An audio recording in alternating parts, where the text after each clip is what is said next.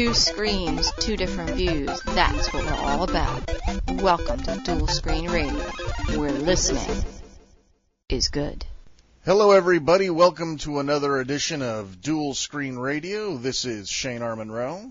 This is Chris Henschel with a cold. With a cold. But you notice Chris is a trooper. He's actually going to do the show even though he's sick.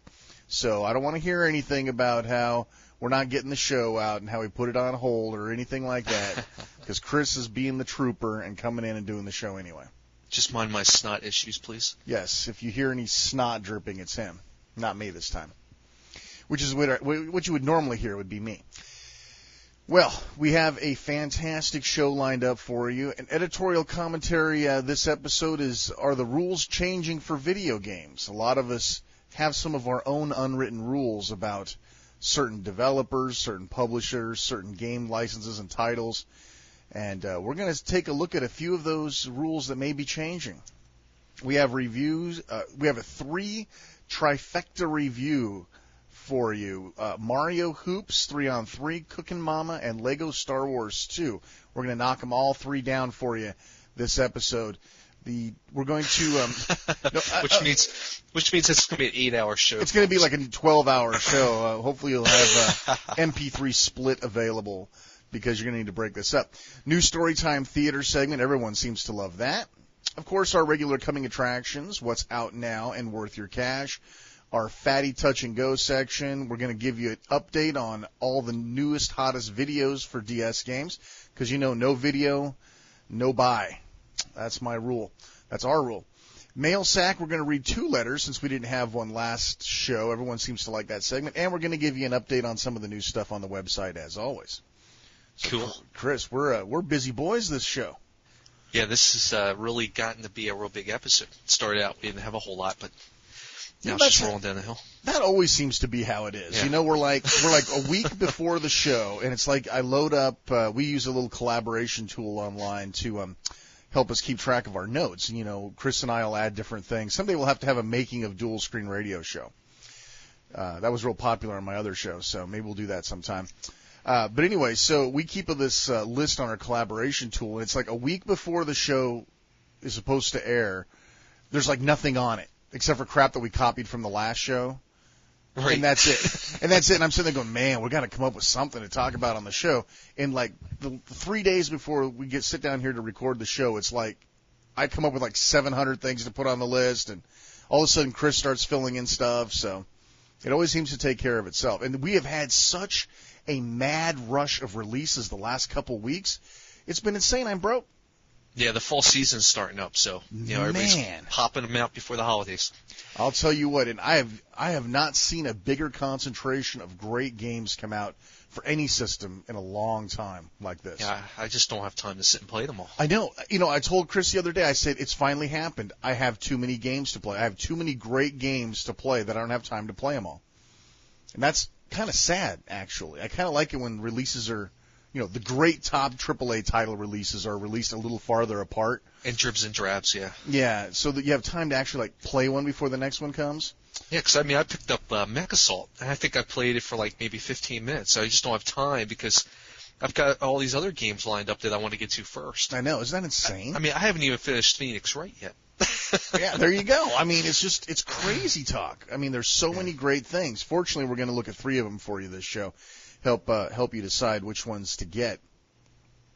Well, let's move on. The editorial commentary is about rule changing, and this is one of those things where you know how it is, folks. You come up pretty much any game based on a movie's crap, right? I mean, that's usually a pretty much tried and true testament. Any game based on a movie title, TV show. The expectations are very low. Yeah, that's a very politically correct way to say it. Usually, it's like, movie tie-in crap, video game, or TV tie-in crap. You don't even bother. I mean, it gets to the point where you don't even bother looking at them. Fortunately for you guys, though, we are looking at them, and that's important because for some reason, all of a sudden, the rules are changing. THQ, which if you've listened to our show long enough. We've come up with some pretty inventive things that THQ must stand for. And it has nothing to, Q does not mean quality, to be sure. because THQ seems to love to pump out shovelware for handhelds. I mean, Game Boy Advance games, Nintendo DS games, pretty much THQ is a killer. Now, what if you took THQ making a TV licensed title? I mean, that should be like kryptonite, right? I mean, that should be like paralyzing kryptonite to any game player, especially one that's based on a cartoon that shows up on Nickelodeon. I mean, that is the trifecta. THQ, television license, cartoon on Nickelodeon. I'm already squirming. Dude, literally the hair stands up on the back of my neck when I think about something like that. My first alarm is, I'm not interested. Yeah, exactly. Yeah, the first alarm is, where did I put my copy of Mario Hoops? Yeah. But, surprisingly enough, we're going to talk probably more about it later on, but Danny Phantom turned out to be a pretty decent side shooter. I mean, it's not hard enough for Chris, but for most people who are, have basic human non-Jedi reflexes, it actually turned out to be pretty cool, especially if you put it on hard. But, they took every great side-scroller or shoot-'em-up game and stole fizzy lifting drinks from them and built Danny Phantom. I mean, it's basically an R-Type on steroids, but it's got the Danny Phantom property attached to it. The game's got numerous rip-offs, fizzy lifting drinks, as you would call it, from various shoot-'em-ups, shmups over the years. Anywhere from R-Type to, I dare say, Ikaruga. Yeah, everything's in there, right? I mean, Super Stardust, for those of you who might actually know what that is. Super Stardust 3D tunnel sequences were lifted from the fizzy lifting drinks. It's amazing, but, there are times when that actually works out to be a good game. When it's blatant theft like Pac-Man versus Puck-Man or something like that, then it's not really cool. But when they actually manage to take all the good stuff, changing the polarity so you can absorb shots, and which is from Ikaruga. From Ikaruga. What else do they have? They got the weapon charge up. You can shoot power ups to change their properties to get different power ups. Oh, which you have the basic, where you shoot the power ups that they will alternate, kind of as you said from 1943. Yeah. So you could cycle through the power ups that you'd want to choose from just by shooting at it. Yeah. And you get the typical ones. You get the spread cannon, you can get the rapid fire cannon, and then the one that really, and man, I couldn't believe this. Somebody must have actually been playing R-Type Leo, because there's which R-Type Leo is, I believe technically the fourth incarnation of R-Type. I mean, I can't keep track of those, dude. Well, if you count, I'm not really sure. I think it's not really technically four, because I think. Anyway, it was on its own name, R-Type Leo. You had a blast. It was like a almost pinkish emerald blast that would swirl. This game has that blast. It's really creepy. I tell you, like I said, they stole from every single popular title from the genre, and I think it's a good game. It's amazing to see. I mean, like I said, that's the trifecta of suckage, man, and yet it turned out to be good. Electronic Arts, man. All of a sudden, they've turned coats on the PSP. It's like, well, we're going to develop for the DS now, and we're actually going to pretend like we care. With some of their new titles that are coming out are actually halfway decent. They're not shovelware. They're actually putting some thought and quality into these games. Yeah, I mean, maybe EA was sticking to their guns with what they said. A few shows ago when we mentioned, people don't want graphics; they actually want fun. Maybe that was great. Maybe they're actually sticking to their words there. Maybe they're learning from themselves. That's my favorite quote ever. I love that quote. We love the PSP hardware, but we really found out that what people really want is fun. Dude, that's priceless. I mean, with Sony and everybody else, for you who are a little more diverse video game fans, it's so funny that everybody who opens their trap in the video game industry these days seems to put their foot in it. Don't you know what else? You have a story down here, don't you, for that? Somebody. Oh yeah. We'll get to that. We'll get to that. But the thing is, I wonder how many people. I wonder how much money they spent to get some kind of group together, to ask opinions about what do you think of this game? We're paying X amount of money. I forget, what do they call that? It's like a test audience, except for video games. Yeah, beta testing group. Right. I wonder how much money they've spent to come to the realization that people, want fun over the glossy graphics of, say, maybe some of the stuff they've been putting out. Well, I mean, how many decades has EA been shoveling crap at us, man? I mean, the 80s were the heyday for EA. But let's say that EA's splendor left in 88, 89. So you're talking about, well over 15 years that EA hasn't figured it out. But they had it. For me, it was always probably in around the 91, 92 area, because I think one of their last good series was like the Desert Strike games. Okay, those were pretty good. Yeah, I got to give them those. Yeah, I had a good time with those. Those actually made it to the Amiga too. Oh, well, there you go. And the other thing, Road Rash. Yeah. The other, and another one that popped up that totally freaked us out this release cycle is Pokemon Mystery Dungeon. Now, before anybody starts screaming, okay, the demo sucks. All right. And we are perfectly justified in saying that the demo sucks at the store. If you listen to the last show, you'll understand what we're talking about. But both Chris and I are strangely attracted to this game. It's almost unnatural, wouldn't you say, Chris? Yeah, it's a total opposite than anything I've ever thought about the series or the game. And the only Pokemon game I've spent any kind of time with up until this point was probably Pokemon Pinball. Yeah. On the even on the old Game Boy, I played the crap out of it. And then the Game Boy Advance version with all the colors and everything, it looked fantastic for a nice little 2D engine. And that was probably the only time I've gotten anywhere near being sucked into the Pokemon phenomenon. So, when I played this demo, I still have my same feelings on that demo. I still think the demo sucks. It does. The demo does suck. On the other hand, it's hard to really, I guess, get across an RPG in demo form. I mean, what are you going to do? Most of it, you figure you got text and battling, So there's really not much going on in there unless you want to dabble and play around through your spells and your stats. I just can't really imagine how they could properly put across a demo for any kind of RPG game, and I'm wondering if they're even going to do it with something like Final Fantasy III. Yeah, I don't know how they're going to pull that off. But suffice I still to say, stand by my words on that. I'm not changing. Me too. Demo sucks. But we started playing the game, and it's like, holy crap! We suddenly figured it out. The industry is starting to figure it out. They're stealing fizzy lifting drinks from everybody in the past. Everybody who's made a good game that's actually fun to play, they're stealing it en masse and slapping some new IP on it or some visual, some recognizable IP to draw the kiddies in. The kiddies aren't going to play R-Type 3, but you put Danny Phantom in front of them, the kiddies are going to play that, right? So you look at Pokemon Mystery Dungeon. Everyone's like, oh, this isn't really Pokemon. This sucks. Well, it sucks if you're expecting Pokemon. But it doesn't suck if you happen to love classic dungeon crawlers like Temple of Apshai, Hack, Slash, Rogue. Any of those old wander the dungeon, whack the monster, get the gold, power up, and continue. Not much thought going on. I mean, that's it. But you know what? There's a reason why that's compelling. It's been compelling since like 1975, when they made the first, hack on one of the old mainframe computers. Or you could even say the original Dungeons and Dragons when they were drawn out on graph paper. Exactly. It's the same sort of idea, and it's still fun, especially for us old farts that actually enjoy playing these old school style games.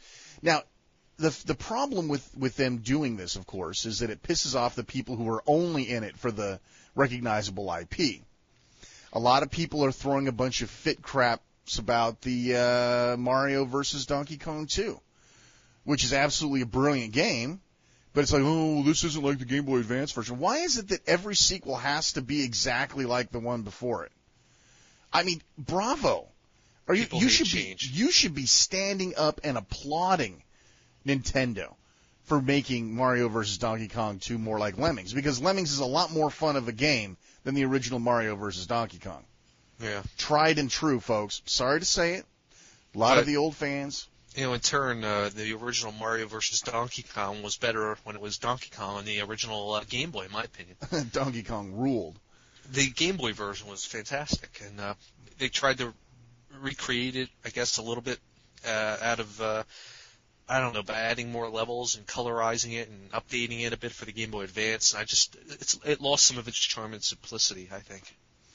So at least you know what's trying. interesting? The interesting thing is this Pokemon Mystery Dungeon isn't even anything. It's actually from I guess Nintendo gave another company. If you look in the credits, called Chunsoft.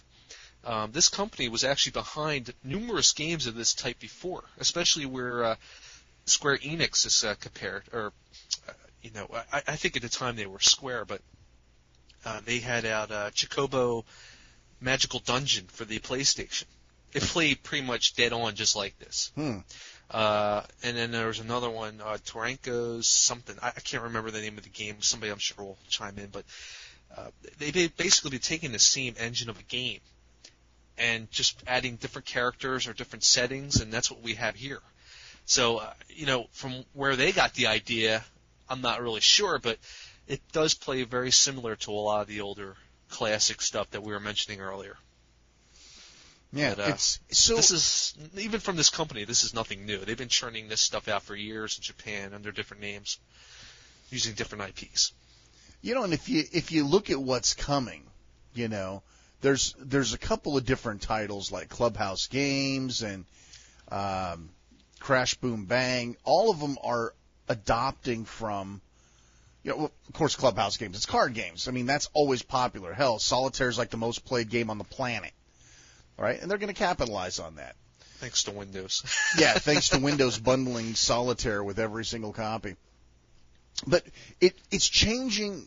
All of this is changing the way I personally, I don't speak for Chris on this one, but it's changing the way that I'm viewing video games. I'm not immediately discounting a game that's based on the Bratz property. I'm not immediately discounting a game that's based on Hi Puffy, Amy, Carrie, Mary, Kate, and Ashley, whatever.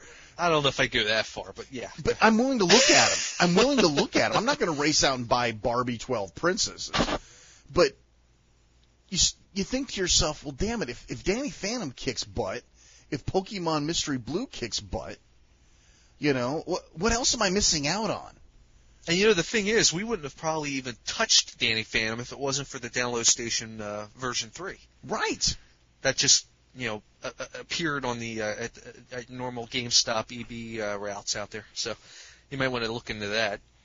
I mean, it's crazy that we get into one expectation. Now I'm starting to freak out on EA. I have a global ban on EA for the most part, as many people do. But now it's like, damn it, they're starting to produce some quality software. Maybe. Jury's still out. I'll let you know after Need for Speed Carbon. But, Is there anything in particular that struck you from EA that is making you want to change your mind just yet? Or? Well, I was noticing, I noticed that they actually gave, Madden 07 some decent stuff. And then we took a look at that import of FIFA 07 from Europe, and that's showing that they're starting to care. They're starting to get the hang of the engine. Everything no about Wi-Fi, it. Though. Well, no Wi-Fi shows me that they don't care. And you know what? No Wi-Fi in Madden even. I mean, this will be the third incarnation of Madden on the DS, and they still haven't put Wi-Fi in it. I'm still wagering that they're trying to figure out a way that they can make money on it themselves instead of letting people use it. That's the problem. That's the problem. It. They want to make money on it, and the problem is Nintendo's model is free. So that doesn't jive with what EA wants. That's right. And they're going to roll over just like they did with Xbox Live, and they're going to roll over and let us have it. It's just, how long do we have to wait? And you can't even tell me it's a technical thing here because... Yeah, what a bunch of horse crap. For crying out loud, Open Season has Wi-Fi. Yeah. What the hell, man? Open Season has Wi-Fi. Which is yet another movie property. Another movie. It's so funny. It's so funny. I went to Costco, and they finally started carrying a good select. Well, I thought originally. I was like, wow, they got like 7 boxes of DS stuff, which is unusual because they used to have like 3 games, and that was it. They had Trace Memory, Super Monkey Ball, and Tetris. And now they have like 10 titles, but almost all of them are those, the kiddie properties. Narnia, right. What's the other one? They had tons of Bratz. Which I haven't even seen that on the shelves at like GameStop or anything yet. Not that I'm actually wanting to play it or anything, but hey, after Danny Phantom, I've got to at least look at it. But it's funny that that there's such a change in how everybody's perceiving the DS. I mean, not just, stores. You know those stupid, in the middle of GameStop and EB, you know those racks that all the DS stuff got moved onto to make room for stupid-ass UMD movies? Oh, of course. Well, guess what? The DS is back on the wall. I've noticed that at the recent trip to the GameStop. So anyway, I'm walking into the GameStop in the far left corner, where I'm used to seeing the DS stuff, practically behind the register, is where the DS stuff would hang intermingled with the GBA stuff, kind of similar to what you see at Walmart. They think they're all in the same system, I guess because they have compatibility. I was shocked when I walked in and I looked back there, and there's nothing there. And I said, well, wait a minute, where's that? And instead it looked like pre-owned GameCube things. So that kind of threw me off. And then I looked over to the left, and sure enough, it's right next to the door now, where the UMD and PSP stuff used to be. Isn't the market fickle, dude? And now the PSP stuff is moved down next to that. So as soon as you walk in, and it's not half a wall anymore, it's a full wall. And of course, you're talking one shelf, you got like 5 Magnetica boxes lined up next to each other. Yeah. So God forbid you want a new copy of Magnetica, you're probably out of luck. And you got your little kiosk, which isn't even much of a kiosk. You got your DS hanging off there with half a Polarium sticker left on it, with Tetris DS covered over top. Yeah. And it's playing some old game. I mean, people don't want to keep up on this stuff. Maybe now because of the Wii, maybe they'll take off a little bit more. Maybe maybe they're actually realizing the DS is selling so much better. I mean, I honestly, I can maybe count on one hand the amount of times I've seen a PSP still in public compared to like a Game Boy or a DS. Yeah. I mean, it's amazing. Yeah, it's absolutely true. So maybe they're kind of getting the thought knocked into their head that, hey, wait a minute, maybe we should be giving the DS a little more room to breathe here. I mean, even the guys at the counter, they tell me that the DS sells better, and but they have no control over the placement of the items. They get it from corporate. Yeah. So. Yeah, I think it's funny that suddenly there's, I hate fads, but fad's the only thing that actually makes something adopted. So you have to embrace it long enough for. You have to embrace the fadism long enough to bring it to market and bring it so that, the DS is going to be up front and center like it is all of a sudden, which is so funny. Like you said, you walk into GameStop and boom, it's right there on the left. You don't even have to go through Xbox 360 stuff to get there. It's like, boom, it's right there. It's like, nice. So, I don't know. I just think that the market is so fickle in terms of that. I mean, it's all of a sudden it's like, hey, wait a minute. You mean people want games that are fun? The heck you say? Okay, then we'll go ahead and go that direction. It's true. Consumers actually are the ones that have the control over what gets made, and I think that the more people exercise with their bucks, with their dollars, and don't buy this shovelware crap, we might actually see some quality titles. Hell, if THQ can make a cartoon movie license not suck, the possibilities are endless. Oh yeah, the game's pretty decent for a shooter. I mean, it's not something that's I wouldn't rush out and buy it. I don't think, but if I don't even know if I could fully recommend it, but it's a decent little title. Yeah, it's certainly not up to THQ's or down to THQ's and that's the point. Normal crap. The point for a THQ game, it's almost comparable to Nintendo and New Super Mario Brothers in that regard.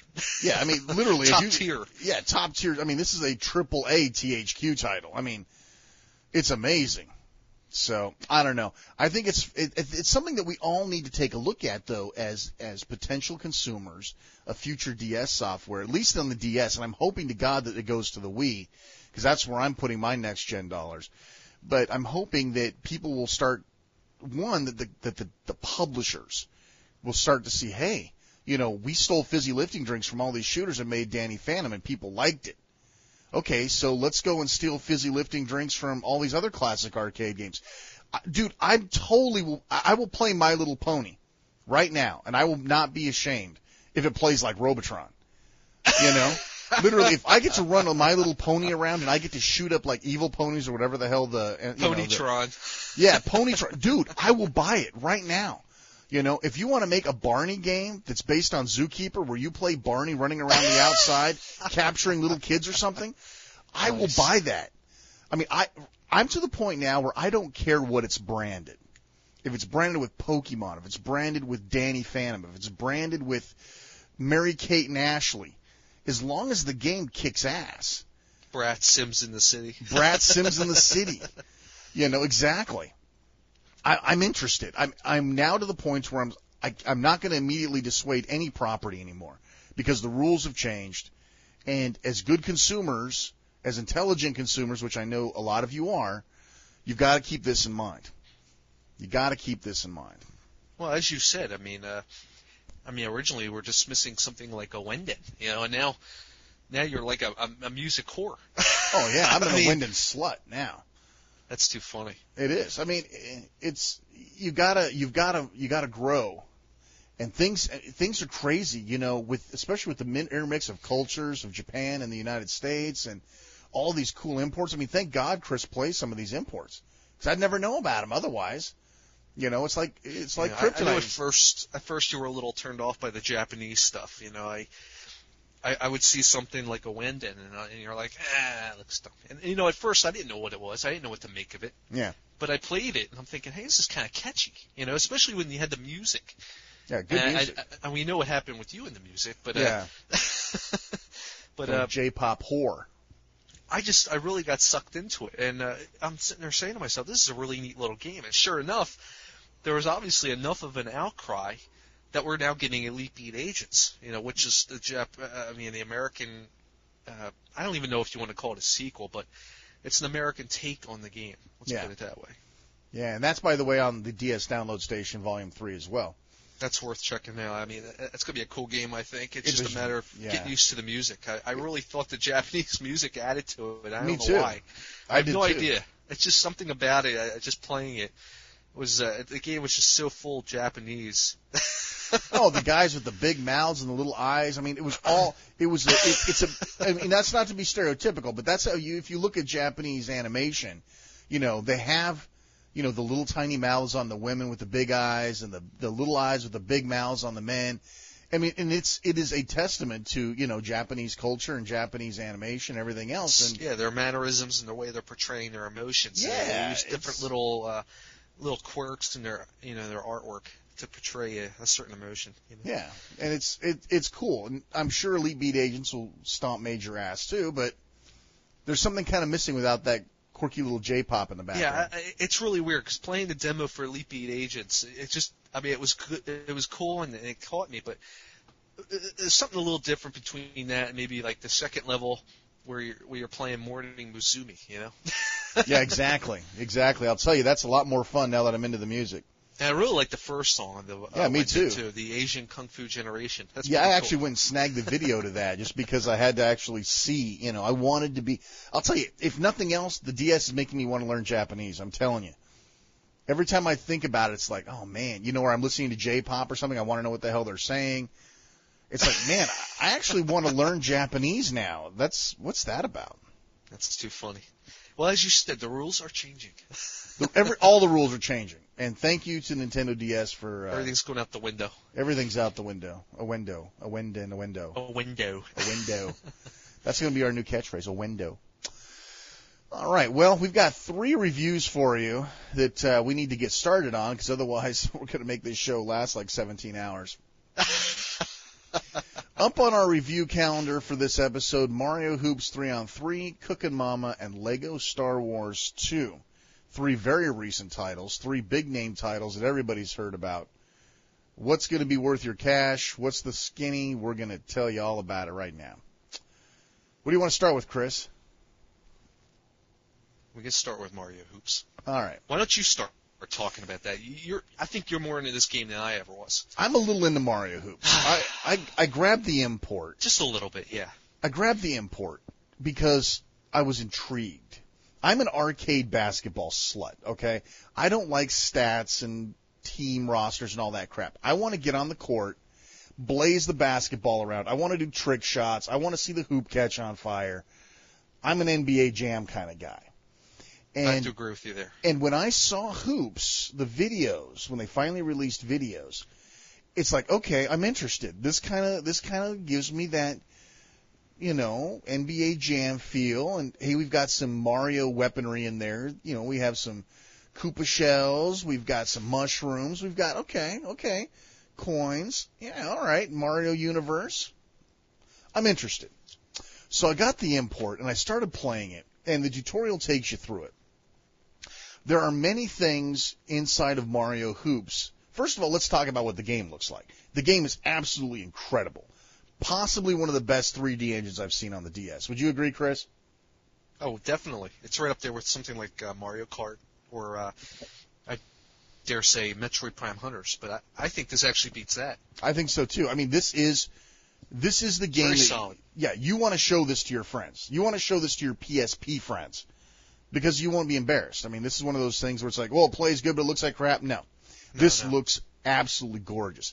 All the special. It's colorful. It's smooth. It doesn't. I mean, it doesn't. I don't think I've seen it chug down at all. I mean, it's running perfect. I mean, it's very animated, very well, very fast. Well, as fast as it'll go. And now here's what really shocked the hell out of me. It's from Square Enix, which is like, what? Final Fantasy people put out a Mario arcade basketball game? Yeah, what's that about? See, this is one of those times. Remember we talked about the rules changing? They're changing. I wouldn't have even looked twice at a Square Enix game before the DS because they just don't produce the stuff I'm interested in. But now with Mario Hoops, now I'm going to look at every single game that these guys put out because I have seen the top of the mountain, and it is good. So I started off looking at this game going, wow, this game is absolutely beautiful. Now, bungling through all the Japanese text, I finally got into the game, ran through the tutorial. The way that this thing gets controlled, and I play with the default control set. Chris, I'm sure, can bring up the D-pad control set or the non-standard set when he talks about it. But I started getting into it. Everything is done with a combination of just a couple of buttons in the touchscreen. You run around with the D-pad. You forcibly dribble by tapping the screen. You pass, shoot, defend, as well as offend, I guess, for the lack of a better word, stealing the ball. Everything is done with taps and swipes or gestures on the touchscreen. And at first I thought, man, this is going to kind of get incumbent, This is going to be, it's not going to work out. This is going to be too confusing of a rule set for me to get a hold of. And then once you get a hold of the basics, then you have to worry about tapping special moves. Like when you shoot with Mario, you can tap an M shape, tap the bottom left corner, top left corner, and tap an M on the screen repeatedly. And when you pull that off twice, Mario does the super cool leet, the screen goes dark, the crowd goes, everything freezes time, and everything just totally goes cool. So I'm thinking to myself, this is going to be complicated. So I went through the tutorial, which is very good, by the way. If you've picked up the game and said, screw the tutorial, I'm just going to play, go back and play the tutorial. It's probably going to be helpful to you. So I got it in my hand, and I'm tapping around, and I'm going to tell you right up, as an NBA Jam kind of guy, the controls are going to piss you off right off the cuff. It's not going to feel like an arcade basketball game to you. It's going to feel forced and pigeonholed into the touchscreen. I went through a couple of cups in the tournament just, trying to get a hold of the game. Once I figured out the controls and they became second nature to me, I realized there was not going to be any other way that I could play this. Because the touchscreen offers up things that you cannot get by using D-pads and buttons alone. And maybe Chris, again, will be able to talk about this. When you've got a guy on you and you're dribbling, which, by the way, you don't have to dribble all the time. That's something that somebody says, like, well, I don't want to tap the screen the whole time while I'm dribbling. You don't have to. You only have to tap the screen to dribble on coins if you want to get coins out of the coin boxes. But when you defend, you actually tap around yourself to show where you're going to move the ball to defend, to keep it out of the hands of the enemy. There are times when you go to jump to block a shot, you need the precision of the touchscreen and where you're going to actually do your move at. I don't think that the buttons will give you and the D-pad will give you that control. And I'll be honest with you, it is so unusual to get used to these controls that you're probably going to put it down a couple of times, at the very least, until you figure out the alternate button scheme, and then maybe you'll play it that way, like Chris did, and dissuade using the touchscreen at all. I'm a fan of the touchscreen, providing it's used in a manner that's conducive to the game. In this case, I felt it was conducive to the game. In terms of the mechanics of the game, it's fairly simple. It's basketball, people. I mean, it's not something we've never played before. There's just a couple of things we have to let you know about. The first is, in the standard default setup, you're playing for points, as always, but as everything bigger and more is better, so your standard basket's going to net you 20 points. If you have collected some coins throughout the level while you're playing, if you're on the court and you're running around and you dribble on top of these coin boxes, you'll get coins. Subsequently, if you race up and drop the ball in the basket, you're going to get 20 points plus a point for every coin that you manage to get a hold of. If somebody takes you out, if somebody steals the ball from you, if somebody butt pounds you, ooh, that didn't sound good at all. Butt stomp. That's the butt stomp, but which is equivalent to what you could do in Yoshi. Exactly, Yoshi you Island. could do it in one of the Super Mario's too. Yeah. But anyway, if you get butt bombed, then you're going to lose all your coins. Just like it reminded me kind of Sonic. When something bad happened to you in Sonic the exactly. Hedgehog, all your coins jumped out. Yeah, so there's real quick. Go let me ahead, ask please. You, what is the limit? Is there a limit to the amount of coins you can get one time? Because I don't think I've ever reached it. I don't think I have either. It could be 100, but I think it wraps around when you get 100 because I thought I've gotten 100. Because I think the most I've gotten is maybe about 60-something of them at one time. Yeah. I was going around like whoring out the coins at one point. Oh yeah, and that's a lot of people don't like it. I mean, people say, "Oh, I don't like the coins." It's like, well, it's kind of crazy because there's times where I've scored, and overall my score will be something like, and this is against playing the computer, right? Where my score will be something like 467 to 120 or something. I'll totally slaughter this CPU. In the early cups, that's definitely the case. Yeah. Now, getting into the D-pad stuff, I have to say, early on, I was really put off on this game because of the fact that, I thought it was a little odd that you basically need a tutorial to play this game. If you're not playing the tutorial to play something as simple as video basketball, I was just kind of a little daunted by that. I'm thinking to myself, well, wait a minute, I need to play a tutorial for this? I've never heard of such a thing. I mean, even Metroid Prime Hunters didn't really have a tutorial, and its controls are probably a little more complicated. But no, the touchscreen on this game, it has to either be the worst use of the touchscreen or the best use of the touchscreen around. Because, on one hand, I still haven't quite grasped it. But on the other hand, it's very intuitive. And on the other hand, yet again, I don't find it very accurate. I don't know how many times I've wanted to jump up and block a shot, and my character, I'll swipe it twice, he just will not on the cuff jump and do it. I don't know what it is. Maybe it's just me. Maybe I'm not fast enough. But I swear it happens on many occasions where some of the controls just don't want to jive with my hand motions. Passing has been another problem where, you can pass. If you're in the middle of the screen and you got, say, Peach on your right and Yoshi on your left, okay? Yoshi may be a little closer to the net, so you do a quick swipe to the left on your stylus, a quick motion, and it should technically pass the ball to him. Instead, my character will almost shoot the ball, and I'm thinking to myself, I didn't want to do that. So I got a little frustrated, and I ended up using the D-pad controls. And as Shane said, you're really going to be losing a lot of the aspects of the game by using the D-pad. I have discovered this. Mainly in the offensive mode, because, as was already brought up, when you're dribbling, you're tapping on the screen. When you have a guy like Donkey Kong right on your back, he's got this big, wide-open space. I mean, he's taking up more ground than the other characters, him and Bowser, I guess you could say. And when you have him on your back and you're trying to get around him to go in for the dunk, you're trying to protect the ball from him. When you're using the stylus, you can dribble on the screen and kind of pinpoint with super accuracy where you want to dribble that ball. Exactly. And I thought that was really cool. I mean, that was I've never seen anything like that in a basketball game before. Even in the EA Sports basketball game. I mean, granted, I haven't played the last few years. I mean, it was just really neat. I mean, it was so smooth.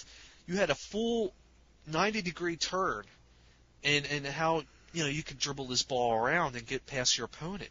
Now, when you transfer that over to the D-pad, it's all out the window. You're not doing that. You're kind of stuck. You're dribbling, but you don't have that pinpoint accuracy of where you want to dribble anymore. Yeah, and remember, the computer is set up to assume that you're playing with the touch screen. So, exactly. And trust me, they're not. It's not going to turn down their offensive ability because you're playing defense with a D-pad. Right. Keep that in mind. And that's the other thing. I mean, when it comes to, you got your power up, so you got your mushroom, and you pick that up, and your supercharged little Mario running around doing the dunks. The other thing I found, I'm not real thrilled about this game. Now, Shane's kind of brought up a lot of the great points about the game. I thought the artificial intelligence was just terrible in this game. If there's a ball, if I drop a ball, if I get the ball swapped from my hand, I could be right next to one of my other players. They'll just kind of aimlessly stand there looking instead of running after this ball that's just kind of rolling across the court. So I was a little disappointed in that my other players, my teammates, weren't taking the prerogative to go over and pick up that ball and go in for a dunk. And yeah. I almost felt like I was a one-man team, and I think that's the one thing that's really kind of turned me off to this game. It didn't really feel like there's any cooperation whatsoever between me and my opponents. I felt like it was more or less 1-on-3. I had the enemy, my enemy teammates going after the ball more than my own teammates would. So I found myself doing a lot of swapping around between the 3-on-3, between my two other opponents, just to make sure I got close enough to the ball. I would almost have to predict a little more where the ball's going to go because I knew my computer opponent wasn't going to pick it up and go for it. So that kind of turned me off. And that and the controls, it's a shame because I really like this. I think this game's a really solid and really nicely done package. The graphics are beautiful. The whole the whole GUI, I guess you could say, is excellent. I love the little catchy music when you're selecting your opponent, your teammates. The one other thing I'm not real keen on is, and this is really no fault to the game itself. It's more or less just part of the Mario stigma. You got to have multiple courses set around the themes of the various Mario worlds, and they took a lot of it from Mario Kart, where you'll have one stage will be set kind of in like Donkey Kong's area, where you're on a bamboo court, or you'll have something taking place in it almost looks like a greenhouse where you'll have the piranha plants, as your goals and your baskets. And I found a lot of the graphics are very distracting, and then you get the haunted house level. And there was times where I had trouble actually seeing the ball because it kind of clashed with the ground graphics. And I don't know if it's just a limitation of the DS and what they were trying to do with it, but I thought some of it was a little over the top. I always found myself preferring the normal courts, like the first mushroom court you're on. Right. Was a little more realistic in terms of basketball. I was happy with that. When you had the wood flooring or even the concrete outside kind of backyard, driveway look to it, asphalt look. I thought some of the levels were a little distracting. Those are probably the three big things that really bothered me: the AI, some of the graphic, and the environments, and I don't know. It's a great. I love the game. I really think it's a cool game.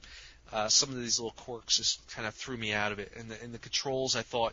They really did well. They did a great job. Obviously, you've been able to adapt to it. Yeah, I've adapted to it, and that's either you're going to or you're not going to. Yeah.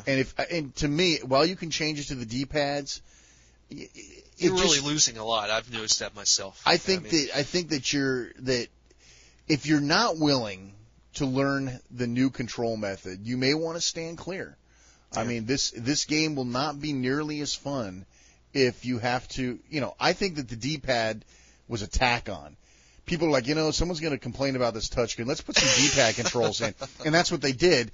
And the game is not fine-tuned The offense is too good for a defense being played with the D-pad versus the touchscreen. Yeah, and then in that respects, you're basically going to be going in and taking as much coin, hitting those coin boxes as much as you can to kind of recoup the fact that you're not going to be able to play very well defensively or offensively. So you're going to want to have those coins to back up your score. You're not going to be able to play by just pure skill, I guess you could say. So you're going to need something in there to help you out, and that's where those coins are going to come in. I found myself collecting coins like a madman just because of the fact that some of the controls were a little overwhelming. Yeah, I just exactly. couldn't grasp it. So I wanted to make sure I won the game, so I figured, I'm going to go for these coins, because I mean, my computer teammates aren't really assisting me much. And, if I'm going to do this myself, I'm going to make sure I win it. So. Yeah, just something about the AI in general, too, that I've noticed. And Chris is right. Your teammates are not active. They are not active players. They are, like in a lot of volleyball games, I'm trying to think of the one I play on the PS2. There's a lot of volleyball games where it's the exact same scenario. You've got yourself, which is the only real active person. You've got one that sits up by the net waiting to set the ball all the time. And if the ball comes, close to them, they don't jump forward or anything. They expect you to do it while they sit there and get ready to set up the spike. This is the same exact AI principle. The two guys are defenders. They will typically hold off two of the opponent players, and you'll have one of them on you all the time, and that'll change as you're playing. But your teammates will definitely sit there waiting for the ball. They are receivers, and that's it. They are not real heavy players. And in some cases, you're right. If you're expecting NBA Jam, and those two guys just sit there, that's a pain in the ass. Once you learn the fact that they're just going to sit there, you write it into your own strategy for the game. It's one of those things, Again, you have to, quote, get used to it, and it's going to turn some people off, and you're absolutely right. The other thing I heard about the AI is, this is way too easy. I mean, I smoked the guys 700 to 100. Right, and that's basically what I did for the first two tournaments. Yeah.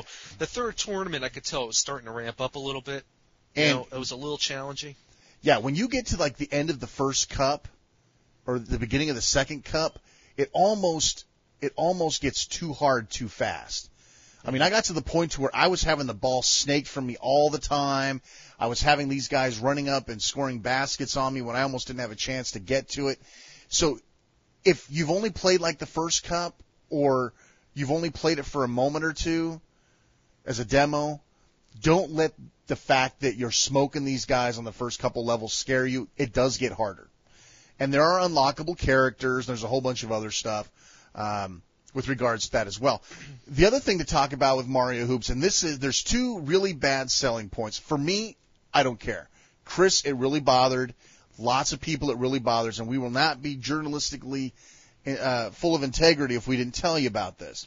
First of all, there's no Wi-Fi play, which totally... Big bummer. Just totally blew people away. Me personally, I don't play sports games on Wi-Fi. One, because I don't like people in general.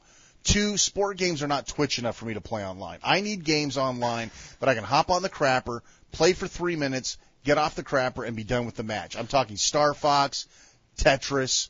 Those are great Wi-Fi games. Here's the thing, though. Hold on. Here's the thing. Okay. Go ahead. What bothers me about it's not necessarily the fact that it's not on Wi-Fi. Okay. Now, it not being on Wi-Fi is a problem with me, mainly because it's a sports game, and in my opinion, a sports game is best played when you have another opponent. Like, say I wanted to play with you over in Arizona, okay? Right. I can't play it on. I won't be able to do this with you unless I actually got in person physically with you with the cartridge, or you had the cartridge. Yeah. That's another qualm. This is you have to have a card per person to play this game. That bothers me as well. Unless you're talking about these little mini games, which I don't think count nearly as much as the full-fledged game. Anyway, yeah, not having the Wi-Fi limits me because I'm more or less pressed to play by myself. It'd be so nice just to be able to pop this on and have another opponent to play with. And this is one of my beefs with even like FIFA. I mean, or even Madden. I cannot play these games by myself, especially FIFA. Arguably, in my opinion, the best sports game, one of them anyway, outside the true swing, on the DS. I can't play it by myself. I've tried the hardest to play the World Cup. It's just not the same. I need that camaraderie. I need that craziness of having somebody next to me that I can, give them an elbow to and say, ha ha, When me and my father, for instance, play the FIFA on the Xbox, it's just a big, it's trash talk left and right. Okay, I lose that. And something like this, it's completely lost because the option just isn't there completely unless, I don't know, I guess if Kath my wife got Mario Hoops, which she's not going to be doing. So I'm stuck playing one player. If I had that Wi-Fi ability added in there, I could easily call up anybody I want. Any of these guys on their forums and say, hey guys, you want to play some Mario Hoops? Yeah, so just not having another person there in the room with me just kind of ruins some of the whole multiplayer. I like I said, I can't play this. The only sports game I can play with one player is probably the golf game, the True Swing. So, and I also think that what bothers me is early on, I remember I could have sworn some of the early news and Word had it kind of thing, and early box shots had the Wi-Fi emblem on the front of it. I could be wrong, but I guess I was a little let down by that. But yeah, the big killer for me, I care less about Wi-Fi. Like I said, I don't like people, and to me that's too much. That's asking too much commitment from another person to play on Wi-Fi, especially something that takes time, like a basketball game. Now, what really disturbed me was the fact that it's multi-card play only for the actual basketball game. That just shocked me, to be quite honest. And to be honest, it's not really false advertising, but it's kind of false advertising. Because when you see single card play on the back of the box, you would automatically assume that you could play the basketball game with two people on one card, and that's not the case. So if you plan on playing with your buddy, or you plan on playing with one of your family members, understand that you both will have to have a copy of it if you want to play a doubles basketball game. This game really makes you think about that, a little more, to make sure to check the back and to not just assume that you're going to need one card to play this. I mean, something like Tetris or even recently Star Fox really throws you off. Yeah. I mean, those games both only needed one card, or even Mario Kart, one Yeah. card. And you can play, arguably it's limited, but you could pretty much play a full race or a full match of Tetris or a full 6-player dogfight, in Star Fox. So it really makes you want to pay attention to the back of these games, especially where Nintendo is concerned, because Nintendo is usually really good about having single card play and getting a lot out of the experience. Yeah, this is the first time, I think, in any game on the DS so far that I have been disappointed in terms of the multiplayer aspect of it. I mean, other than the Wi-Fi, which, of course, everybody wants everything Wi-Fi now, which it's not going to happen, folks.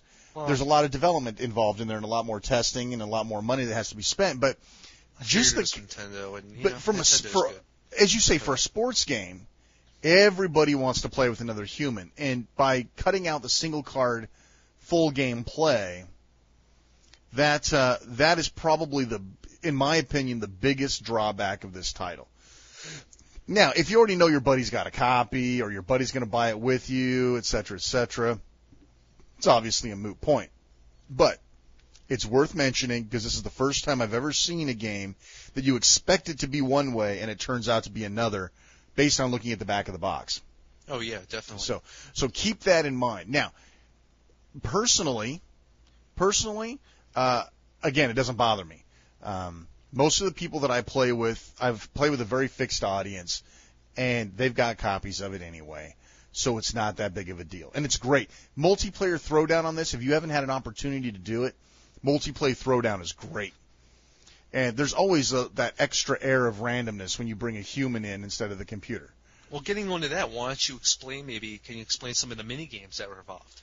Since you had more experience with the multiplayer. Yeah, I didn't. I only played. I played the mini games just a couple of times, and most of them are things like obstacle courses based around the engine. For example, I'm trying to think of what one of them was. One of them had like a 3D play field, and you had to get to the top of the play field, and this was like sort of like an isometric view or a half slant view.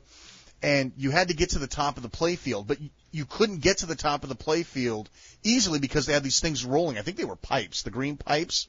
Oh, weird. These pipes were rolling down at you, so you had to avoid them. And so as you avoided them, you had to run around and tap on coin boxes because you couldn't finish the mini game without having X number of coins. And if you got hit, you lost some of your coins. Right. So you had to keep refueling them. And the coin boxes walked, they moved on you, they changed, they would only appear for a short period of time. So the mini games are not great, but they don't suck. They're average mini games. And some of them are kind of fun. I mean, we played them, but the problem was our expectations were that we were going to get to play the basketball game, and it turned out that we were playing mini games, and that kind of dejected us. So I haven't had an opportunity to really go back and say, hey, you know, are these games fun standalone if I wasn't expecting to play basketball instead? Right. So, you know, they don't feel like they're tacked on, but they're not something like, say, New Super Mario Brothers mini games, which are awesome. Where you could publish that as its own title and exactly. be completely happy. Yeah, exactly right. That's perfect write-up. So, so that's pretty much it. I'm still going with a stylus up on hoops just because my own personal needs weren't challenged by some of the defects in the game. I was able to get a hold of the controls. I didn't care about the Wi-Fi play, and the people, my audience, my coworkers, the people that I'm going to play with have a copy of the game, so I'm not inconvenienced. I have a feeling Chris, though, might not have the same approach. No, I'm going to have to go with the fact that, on one hand, I really love the NBA Jam feel to this game. It's like a 3D version of NBA Jam, which, to me, I'm always more about, you know, an action arcade kind of sports game rather than a full-out sim. You know, exactly. Like I'd rather play NFL Blitz than I would rather play Madden. Damn Skippy, baby. So, this game kind of brought back some of those cool NBA Jam memories. I know I used to play the crap out of it on the Super Nintendo, which had a really nice port. So I was still playing this. I had a lot of fun with this game. I tried my hardest to like this game. At first, it totally threw me off. I did not dig it. I didn't dig its controls. I still don't really dig its controls. And I'm not going to really put that against it because I think that's a personal thing. But the one thing that really bothers me is I thought some of the AI stunk. Most of the AI stinks, in my opinion. The whole multi-card play thing kind of pushes me wrong. I know I really shouldn't be saying that, but to even just have two people, it's obviously not anything to go do with the game because I think you could say like something like Star Fox, which does 6 people on one card, has a lot more going on than this basketball game, which is one solid, one you're on one screen, all the characters are on one screen together. Even Mario Kart, there's got to be more going on there. I think it's a little unexcusable. I don't know if it's because of the fact that Square Enix had something to do with it. Maybe maybe they weren't like being told to do it properly this way or that. I can't explain. The fact that there's no Wi-Fi really disappointed me, only because nowadays most Nintendo first-party stuff has got some kind of Wi-Fi attached to it, and I thought early on that this was going to have Wi-Fi. I'm a little disappointed it doesn't have Wi-Fi. Ultimately, we're still waiting for a sports game with Wi-Fi. And weird, isn't it? Yeah, it just blows my mind, and I'm thinking, well, anyway, so the bottom line is I'm going to have to give it a middle stylus. I think the game is very well done in terms of graphics, and just the sound quality is there, and it's an overall polished gameplay. But I think some of the quirks in terms of the controls and the fact that there's just no more, single card. The single card play is very limited. The AI is just horrible, in my opinion, again, and some of the graphics on the courts just didn't jive with me. I found myself missing the ball. I don't know. Maybe that's just me, but the overall presentation is fantastic. But it's not a bad game. It's just a lot less than what I thought it was going to be. And I think ultimately I was a little bit let down, disappointed. So there you have it. There you go. Note to developers and publishers: don't leak Wi-Fi out. If you're not absolutely sure you're going to do Wi-Fi, don't publish anything in print that even mentions Wi-Fi. That way you don't get the expectations up. I think a lot of people fell in that boat. Yeah, well, even the single card play, like we already covered. Yeah. I think a lot of people went into that expecting something else too. That's problematic. So, anyway, moving on. Yeah, why don't you take the lead on this one? I know your wife's been playing it a lot. Yeah, and I don't think it has anything to do with the fact that your character is female either. I think she just genuinely likes this game. She's always looking for something new to play, something to strike her interest. Although, granted, I wouldn't say her last game she played, Pirates of the Caribbean, was really much of a different game. It was just another one of those, 3D run and kill beat 'em ups. Exactly. But anyway, she's really enjoying Cooking Mama. And I think it's a fun little game too, especially for its nice little discounted price. I was pleasantly surprised by that. It's a game where basically you're learning how to cook and using the touchscreen microphone to do the various cooking duties to finish your recipe. The game gives you an assortment of various dishes to try. Obviously, since this is a Japanese title from the company Taito, who's been around since the Dark Ages, really. Yeah, really. Think about it. I mean, this is a company that produced something like Space Invaders back in 1979, and now they're making a cooking game, for the DS. So that, man, I'll tell you, that just really blows me away. There's a lot to do in this game. I'm not really sure how limited the gameplay is because we still are discovering more and more recipes. You start out with about a screen and a half of different dishes to whip up. You get two different levels of, or two different, I don't know what you want to call it, shelves of dishes. And then you touch the screen and you get another half a shelf. And you get a bunch of question marks, which obviously shows that the more dishes you complete, the more you'll unlock later on to play. Now, my wife's been really into this game since she bought it a couple of weeks ago. Really having a good time with it. It's a nice little game to pick up and play for about maybe 5 to 10 minutes. She's been playing it in bed every night and constantly playing it, so there's obviously a lot to do here. The gameplay involves you making dishes and whipping up various meals by, for instance, let me take the pizza. There's a pizza you can make. You start out with this lump of dough, and you see the character's arm on top of the dough and her hand holding onto the dough in the corner. The screen is going to give you indications on the touchscreen of which way you're going to knead this dough. You're going to start from an upper left diagonal corner or an upper right diagonal corner to a left to right horizontal. And as you move it across, your character's hand is molding the dough. You have to do this in a repetition, and you have to get everything done within a certain time frame. The faster you do one thing, you move on to the next step, and overall you get judged on your ability, and I guess in terms of speed and how perfectly you've pulled off the recipe or the dish. You get a medal. It's almost similar to how the medal scheme is done in the import game I reviewed a few shows ago. Your overall speed, Magic King. What was it? Damn. How do you say that name? Tatsujin Magikai. Anyway, the matching of the images of that game, the medals you got, it's very similar to this, and just in terms of how you're pulling off the level. And each dish has its own level. From there, you're moving on from the dough to flattening it out to putting on the sauce. And ultimately, you're using the stylus to cut the pizza, rotate it, cut it again. So you're actually rotating. You're using the stylus to make a circular motion to rotate the pizza, and then you're making a slash to slice it down the middle. Rotate it again, do another slash, so you can divide it up into slices. And the first level of the game, I remember, has you chopping up a piece of celery. So you're doing very quick little slashes. The faster you do it, the better you're going to be pulling it off. If you make a mistake, you're going to get hit by Mama. Her eyes are going to flare up, get all mad, and she'll say she can do it better. She'll fix it. It's kind of funny. You're limited to certain things. You're making all sorts of different recipes and meals, but ultimately you're kind of going through the same motions. What's really neat that I thought was cool, that it's got a sendable demo which lets you do one of the dishes, which is, I believe it was Salisbury steak.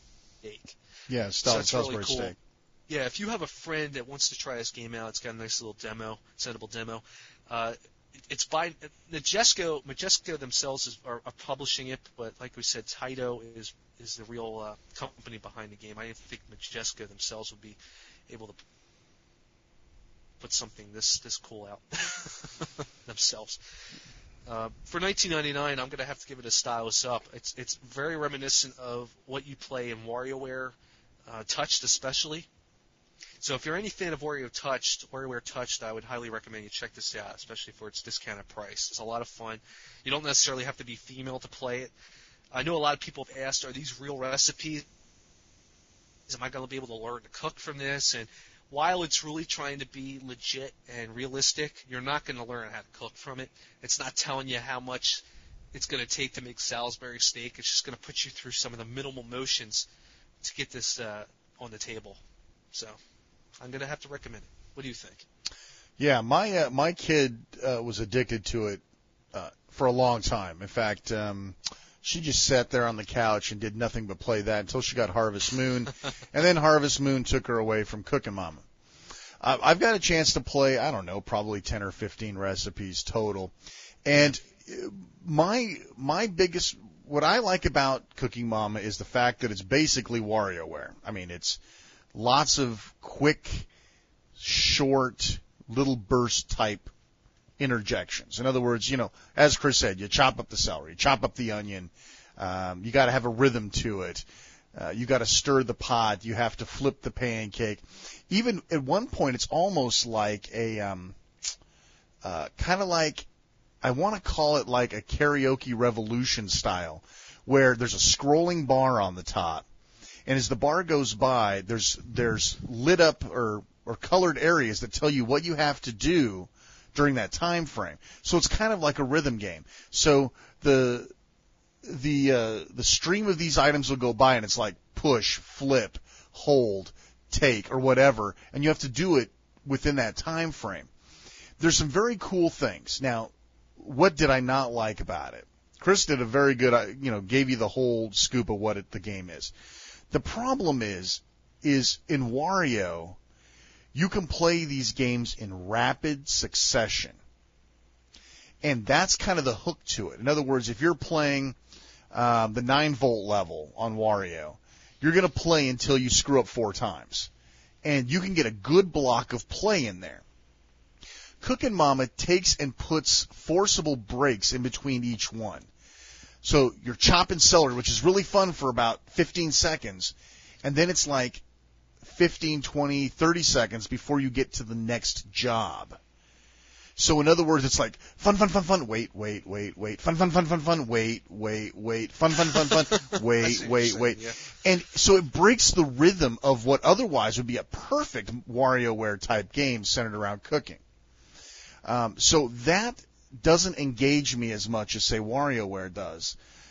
So the fact that I have to wait to play, that always bugs me. You can't skip it. You can't just get into the next game.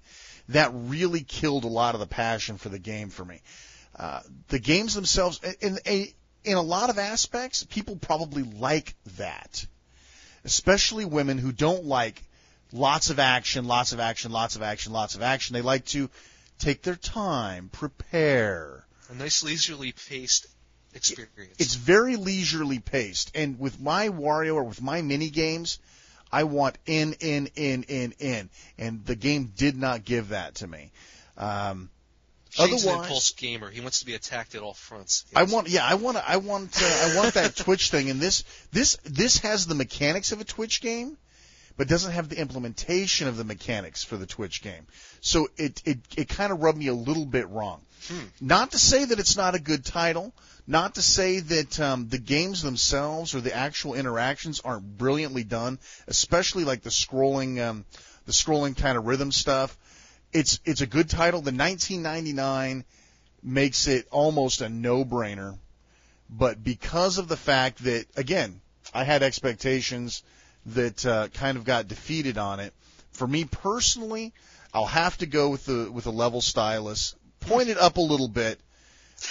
It's still in the middle range, but if I had to go one direction or the other, I'd move it a little bit on the upside. The price is good. You're going to be able to find this in the used bin for $11.99 pretty soon, that would make it a steal. That would make it a perfect game. I don't like the time frames that I'm down between the action, and that kind of killed it for me. Still a good title, just not WarioWare, which is kind of what I wanted, I guess, when I went into it. I wanted cooking WarioWare, and I didn't quite get that need met. Well, so. I gotta say on the offside here that this game is definitely a lot more, I felt, difficult than WarioWare Touched was. Yes, it's more difficult. I found WarioWare Touched to be a very simple game. I kind of just blew right through it. And that is absolutely. That is the kind of game it is, though. I guess to put all things aside, that WarioWare Touched especially was one of those games where you were just going to sit in one setting and just kind of blow through. But I found a lot of the touching aspects made the game a lot easier to pull off. Absolutely. Some of them just flew by. Now this game's a little bit different in that, like you said, you kind of got that pause and you're moving on, so you're able to kind of compose yourself a little bit and get ready and prepare yourself. Unlike WarioWare, which just forces you flying head first right into the next little mini game. Yeah. So, I do think Cooking Mama is a lot more difficult. I know, especially for the wife. I've heard her complain a few times or get upset about it. And I also think that comes off the fact that she's trying to get gold medals also. Because on one hand you could blow through it and get like a silver medal, but ultimately getting a gold makes you feel a lot more good about just overall playing of the game. Like you've really accomplished something. So. Yeah, and I like that. I like that system. Mario vs. Donkey Kong 2 uses a similar system. I like the concept of the bronze, silver, and gold stars. Yeah. I think it adds some replayability. And, with Cooking Mama, I was getting, silver pretty regularly, but I wasn't compelled to go back and get the gold. And that's part of why I've got to give it the lower score. It's just, I haven't played it again. I mean, once my kid appropriated it, even when she was done with it, it never got back into my DS. So, well, hey, there you go. That's 2 split reviews, folks. 2 split reviews. How often do you get that? So, yeah. How often do you get that? Well, moving on, we still have Lego Star Wars 2 from LucasArts that we'd like to review here for you. Now, this is one of those games, I've got to tell you, I have a love-hate relationship with this game. And that makes it even harder to do a review on it. Because you want to like it. You want to like this game more than anything else. Because in reality, this is one of those games that actually kind of pulls off doing a console game on the DS. You feel like you're playing a console game. The game itself, the actual gameplay, is actually pretty good. But, my God, somebody at Quality Assurance fell asleep on the watch, man. What the hell? Okay. I can give. I've done programming. I've done game programming. We are all guilty of letting a couple things slip through. We're all guilty of one of those. Well, I couldn't reproduce the bug in the shop, but the second I put it in somebody else's hands, they found it. I am very generous with that sort of thing. This game tries my patience so bad with those sort of little problems. I'm not talking about little tiny things either. I'm talking about your dude disappearing. I'm talking about your ship disappearing. I'm talking about whole backgrounds vanishing. Even the gameplay field that you're on vanishing. What were some of the things you saw, Chris? The Millennium Falcon flying backwards? Yeah. When I got to the Death Star part, it was doing the little cutscene. It was I started the game in order. I know a lot of people went out of order, but I started right at the beginning with Star Wars Episode 4, which is obviously A New Hope, the first movie in the trilogy. And went through the whole beginning. Everything was great. I was like, wow, this is really a fun little game. I was having a ball with it. Got to level 2 where I was on, obviously you have to kind of see the movie to appreciate this game, so I'm just going to pretend that everybody's a Star Wars fan that's listening to this review. Nice. When you end up on Tatooine, and you're on the desert levels, and you got Luke there, and, you get assaulted by the Tusken Raiders. There's a part where you're falling down a cliff, You're not really falling. You're sliding on your butt down this big ramp. It kind of reminds me of the sliding that level in Super Mario 64. Exactly. It's exactly when you go in like that. that door and you're going sliding down. You got to control him as he's sliding down. His arms are out. Very much like that. As I'm sliding down the rock face, the whole entire background vanishes. Oh, yeah. The only thing I see are the little coins, which aren't even coins. They're little pieces of Legos that are gold and silver. Yeah. And the track that I'm on. And all of a sudden it comes back, and then the ground that I'm on disappears, hence making it impossible for me to know where the ground is. So after dying numerously about 10 times straight, I rebooted the system because I got frustrated. I couldn't see where I was supposed to be going. Yeah, My Luke just kept sliding off the cliff. That had to have been the first instance. Okay, now I rebooted it, I turned it back on, and it did the same thing. But in this case, I managed to make it down, and I don't know how. I don't think it disappeared as much. So yeah, it definitely depends. I've seen it not disappear, but I've seen it disappear too. And you can't tell me that it didn't disappear at least once on those beta testers at LucasArts that were playing this thing. No, there's no way. There's no way. Now, the next instance was a little more along in this level, this part of the movie, so to speak. I'm still in Tatooine, but I'm just before the cantina, and I've got Obi-Wan in my party, I've got R2 in my party, and I've got Luke in my party. Now, the problem is, if you have one character not on the screen with you, you have to actually backtrack and catch and make control of that character and move him up with you, because not only is there glitches with the overall graphics, but there's glitches with the AI, in that the AI character, when you're not playing another character, the computer is supposed to be taking over and playing for you that character. You're switching between characters to complete certain parts of the mission. R2 can open a door, for instance, by key coding it in, connecting and doing whatever. And Obi-Wan can use the Force more than, like, Luke can't use the Force at the beginning, but Obi-Wan can, and he can move pieces around to form ledges to walk up and so forth. So you got to swap between the characters and use all their little abilities to get through a level. Now I get to a part where there's like this quicksand, and you have to move Lego parts using the Force as Obi-Wan to make a little kind of a little piece of ground in the center of the quicksand, so you can do a little jump on it, and then jump off onto the other side where the quicksand is, so you can avoid it completely. Because if you get caught in the quicksand, you're going to drop below the level. Now this is where I had a problem. At first, I thought I just had to do a double jump as Obi-Wan over the quicksand. That was wrong. I ended up in the quicksand and fell beneath the level. And I'm thinking, oh, darn, I died. I didn't die. My character was still alive, but outside the level. So I'm sitting there hitting the button, and all I hear is bzzz from the lightsaber. And I'm like, okay. So I move left and right. The camera, the whole screen, mind you, I'm still above in the normal level with the quicksand. Luke and R2 are still at the bottom of my screen. The game would not let me select Luke or R2 to continue the mission. Downer. Because Obi-Wan was stuck below the quicksand. So as I'm moving left and right to move Obi-Wan, the game is just moving back and forth, but there's no Obi-Wan present. Once again, I rebooted. Got back to that point in the game. This time I discovered I had to move a piece. Talk about real quicksand, huh? I had to move a real piece, piece down. That's when I discovered I had to jump on that and then jump across. Now, once I'm across, the computer Luke jumps head first into the quicksand.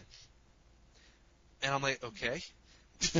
So I'm sitting there, I'm watching again, he does it again. The same exact movement. Over and over and over and over.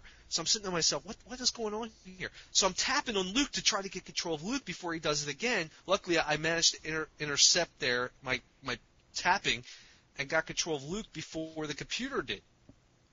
So I managed to bring him over, and then from there I was able to get R2 over there. And I think I had R2 at that point. I may have not had R2 at that point, but the point is the glitches are abundant.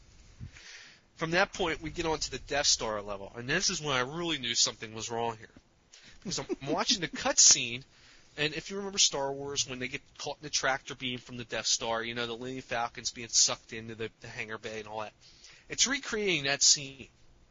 My Millennium Falcon is being pulled into the Death Star with the cockpit facing the bottom left corner of my touch screen. Next thing you know, it's being flipped upside down and then rotated around. It's just bouncing in all these different directions. I'm thinking, what is going on here? So then it flips into a hangar shot of the Millennium Falcon coming in normally.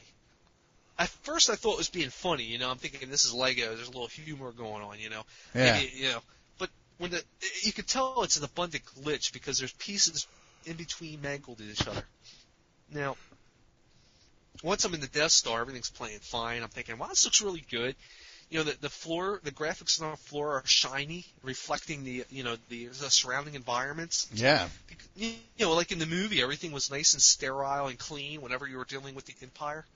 It's when you were dealing with the rebels and everything was damaged. I thought that was a really cool little thing in the movie. And you're getting that here. And as Shane said, that the way they were bringing this, the console experience to this little handheld was amazing, especially compared to the GBA effort, which is just your typical 2D artwork. They tried to recreate some of the graphics using CGI, kind of similar to like what Donkey Kong Country was for the SNES.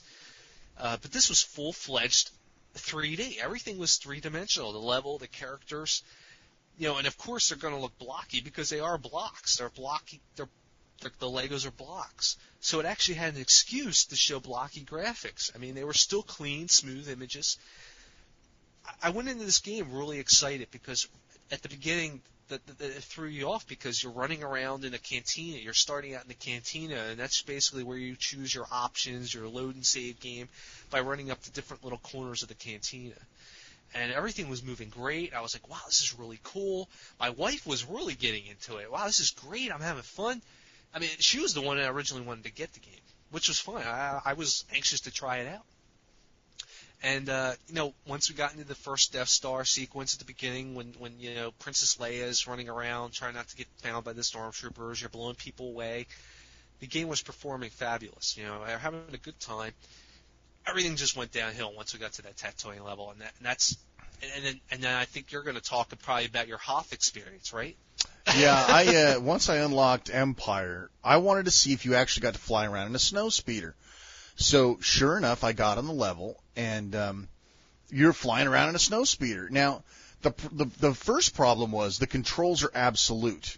In other words, you don't push down to go up to go down. You don't push right and left to bank left and right. Everything is. I mean, okay. Here's the example. Look at your table in front of you. You probably got a mouse sitting there. All right, put your hand on the mouse. Pretend you got a D-pad in the other hand. If you push up, push the mouse away from you. If you push down on the D-pad, pull the mouse towards you. If you push left or right, move the mouse left and right. It's not like when you push right and left, the ship turns that direction. It literally flips and starts going that direction right away. So it's not like you're flying a ship. It's like you're moving a dude around, which is okay. I mean, I don't mind a different control scheme because almost everything you have to get used to. But this was really, really weird. And that was the first thing. I said, okay, so I'm going to fly around a little bit. I started to kind of get my bearings. I flew into a cavern where there's a bunch of droid, what are those? The little black droids with the long arms. I can't remember the name of the droids, but the probe droids. I flew into the cavern and my ship disappeared. I'm like, what the hell's going on? Where's my ship? So I start hitting my fire button and I hear shots firing, but I don't see any shots. My ship and my shots are gone. So I'm like, what the hell is going on? So I start trying to move my ship around and I move to the left a little bit and all of a sudden my shots start appearing, but my ship is still gone. And then I keep wiggling around it, so I'm trying to use my shots as kind of a bearing where my ship is. And then finally, as I flew into the cavern a little further, my ship reappeared. And I'm thinking, what the hell was that crap? And so now I'm flying around the cavern, I'm blowing up probe droids, and this is how this game works. And this I just figured it out with Chris talking about it. The game kicks ass between glitches. That's what makes this game. That's what makes you love and hate this game, because you'll get through a glitch, and all of a sudden you'll fall back in love with the game. And then you get to the next glitch, you curse its name, you get past the glitch, and then you're happy again. It is a severe love-hate relationship. I had the same problem on the cliffs on Tatooine with Luke jumping off the edge over and over again. Right. We got that was the problem. I was over there listening. My wife was playing it, and she says, "What in the world's?" Well, it wasn't like that. I'll clean it up a little bit, but what is going on here? What the is going on with Luke here? He keeps jumping off the cliff. Yep, I had the same problem. Dang, this game is hard. And then I looked at it, I'm like, this isn't hard. This is just glitched. There's something wrong with this game. Luke is freaked out. I didn't even know about the quicksand thing. The other thing, too, that I noticed, and this is weird, too, is like you said, you can't get control of them back fast enough. Sometimes, like when you're hovering, if one of your guys dies, the other one's lemming after him. There's a spot where you play R2-D2 and you have to fly over this chasm to get to one of the power-up bonuses. It's easy to fly over, but for some reason, flying back is almost impossible. You have to have, like, the moon aligned with Mars to get R2 right at the edge of the other side, lift off, and come really, really fast over the chasm. If you don't make it and you fall into the chasm, all the other guys jump in after you, and you die, and everybody dies. Yeah. And it's like, what the hell? But here's the funny part about this game. For all the glitches, for all the problems, I still play the damn thing. I can't help it. I want to play the game despite the fact that there are goofy, absolutely no excuse glitches in the game. Simply because between the glitches, the game's so good, I want to play it. I mean, everything is there. I mean, it's a brilliant console game despite the glitches, which I'm assuming are based on some engine problems and some AI problems. When you're flying around, I mean, it's based on some programming problems as well. I think what we have here is some infancy in this engine. It's a pot roast that's been thrown in the oven for 10 minutes instead of 2 hours. Right, exactly. And I think now, I'm guessing the next Lego game that they put out, they're going to fix these up. Oh, then again, who knows? Maybe not.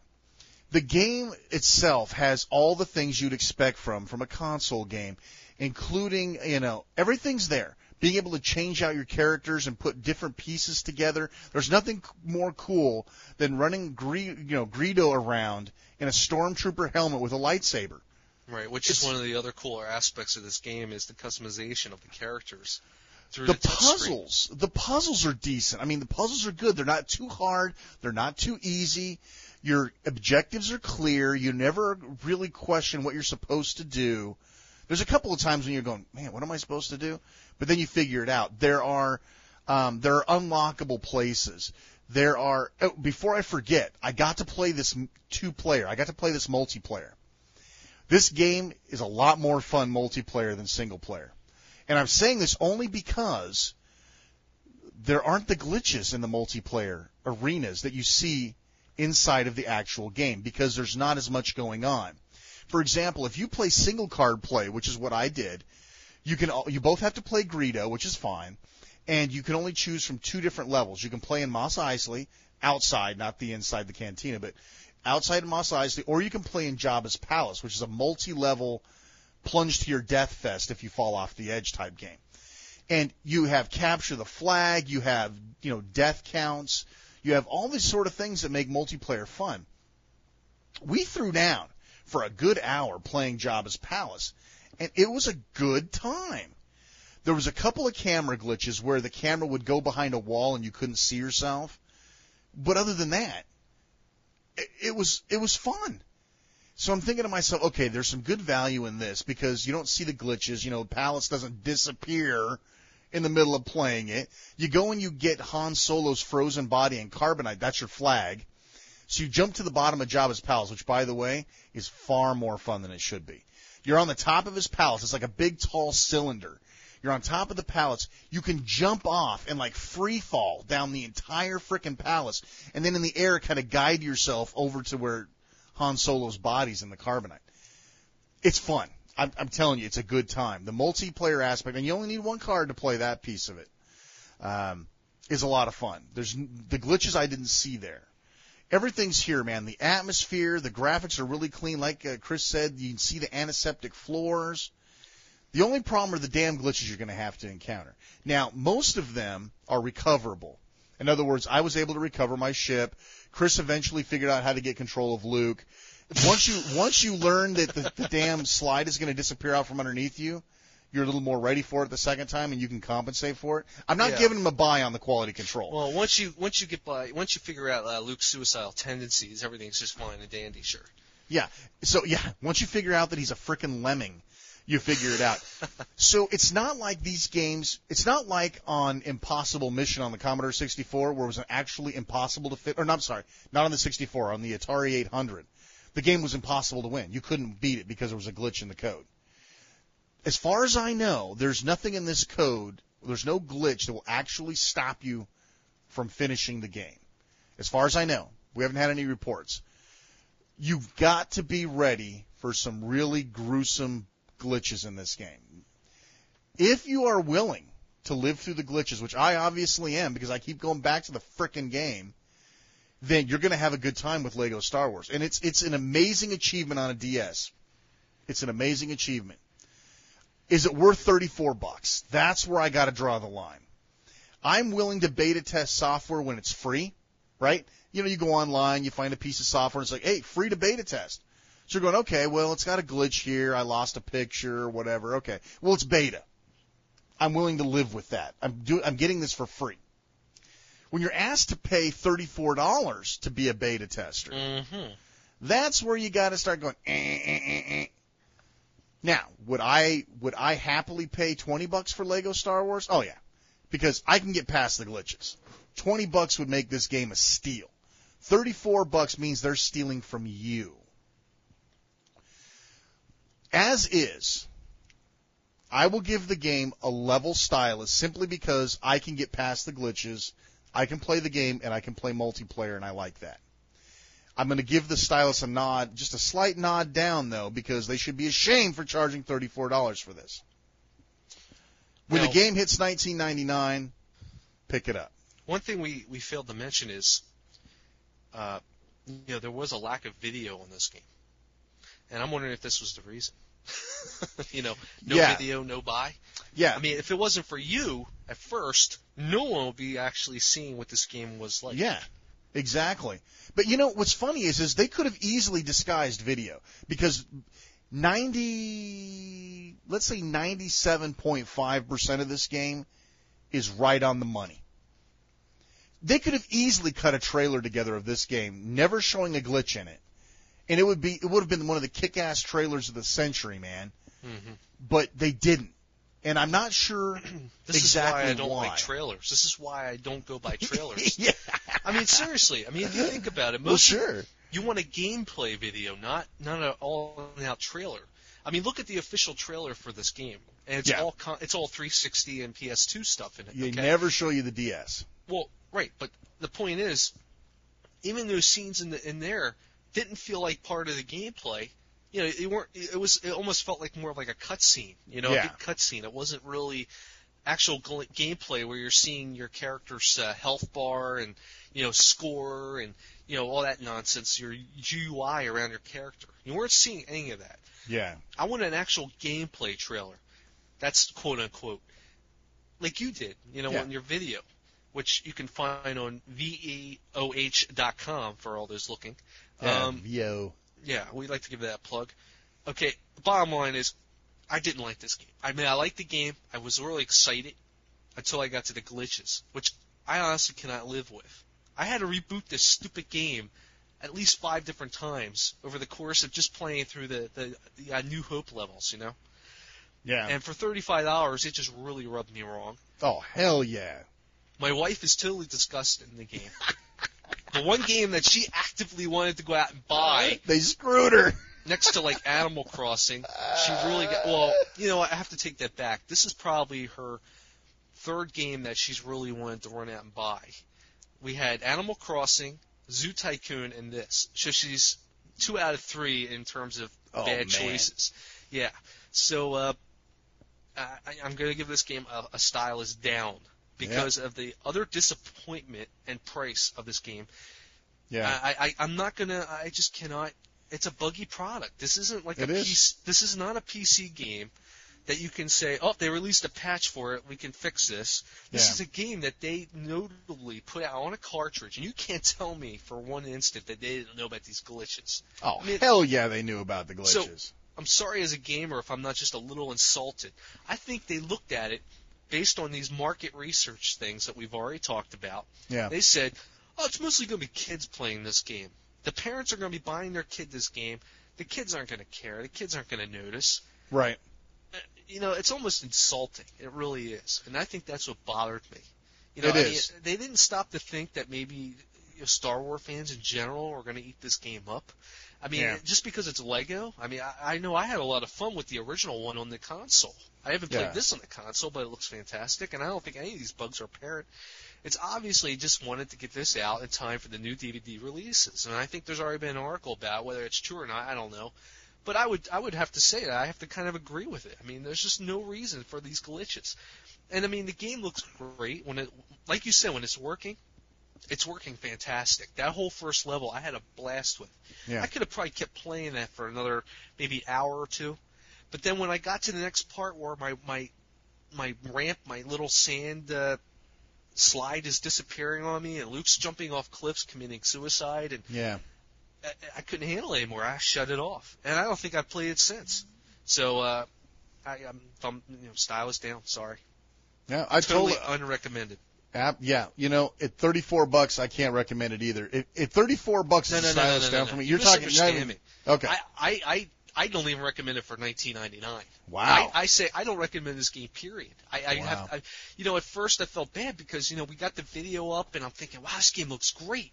But once you play test it and you get an official review, and everything, initial reactions to this game were fantastic. No denying.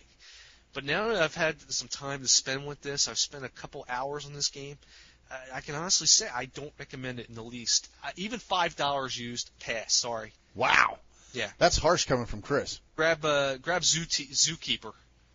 Not Zoo Tycoon. Zookeeper. Oh, no, Zoo. See, I can play Star Wars. I can play Lego Star Wars. I can't play Zoo Tycoon. No. I mean, if you're in the used bin, you see this, and Zoo Tycoon is a real dirt cheap game nowadays. You see that for like $4.99. Grab that over this. Yeah. Well, there you go. I was very disappointed. I felt ripped off, and I feel more insulted, if anything. I mean, what happened to LucasArts is beyond me. I think they're kind of slowly but surely heading down that EA route. Where let's just put it out there and let the IP speak for itself. No quality control. Really, somebody was asleep at the wheel. There's no two ways about it. Or somebody knocked somebody out that was supposedly supposed to be on watch because they didn't catch a whole lot. Yeah, right. It's unpleasant. Yeah, there's so many other games to throw your cash at, to be sure. That was a lot of good reviews. That's the thing. I mean, look at all these games that deserve the full attention. And that absolutely. I mean, like even Mario Hoops. I mean, come on. I mean, there's so much quality there, and it's not only is it cheaper. There's just so many games out there that you can be spending your hard-earned money on. This is the fall season, and as you're about to tell you about all these coming attractions, there's just so many games that are now coming out. Some bad, some good. But you know what? I'll take one good game for every 5 bad game shovelwares that we get. Yeah, that's still a better ratio than we've been getting on consoles for a long time, to be honest with you. Definitely. One good in 5 is decent. So, let's move on now. We got the coming attractions here. Oh, did you want to not do Storytime Theater? Oh, we got Storytime Theater. How could you slip out of Storytime Theater? I am so sorry. Please, I've been anxious to hear this Storytime Theater just like everybody else. Yeah, well, I don't have nearly as good of a Storytime Theater clip this time as I did for the last couple of shows. I find it interesting. No, this is good. It's good enough. I'm a martial artist on the outside, and I have a lot of kids in the martial arts class that I take, and one of them's a 13-year-old girl named Brooke. Brooke is the sweetest girl on the planet. Very pretty girl. Very typical. That's a good word for it. She's very typical.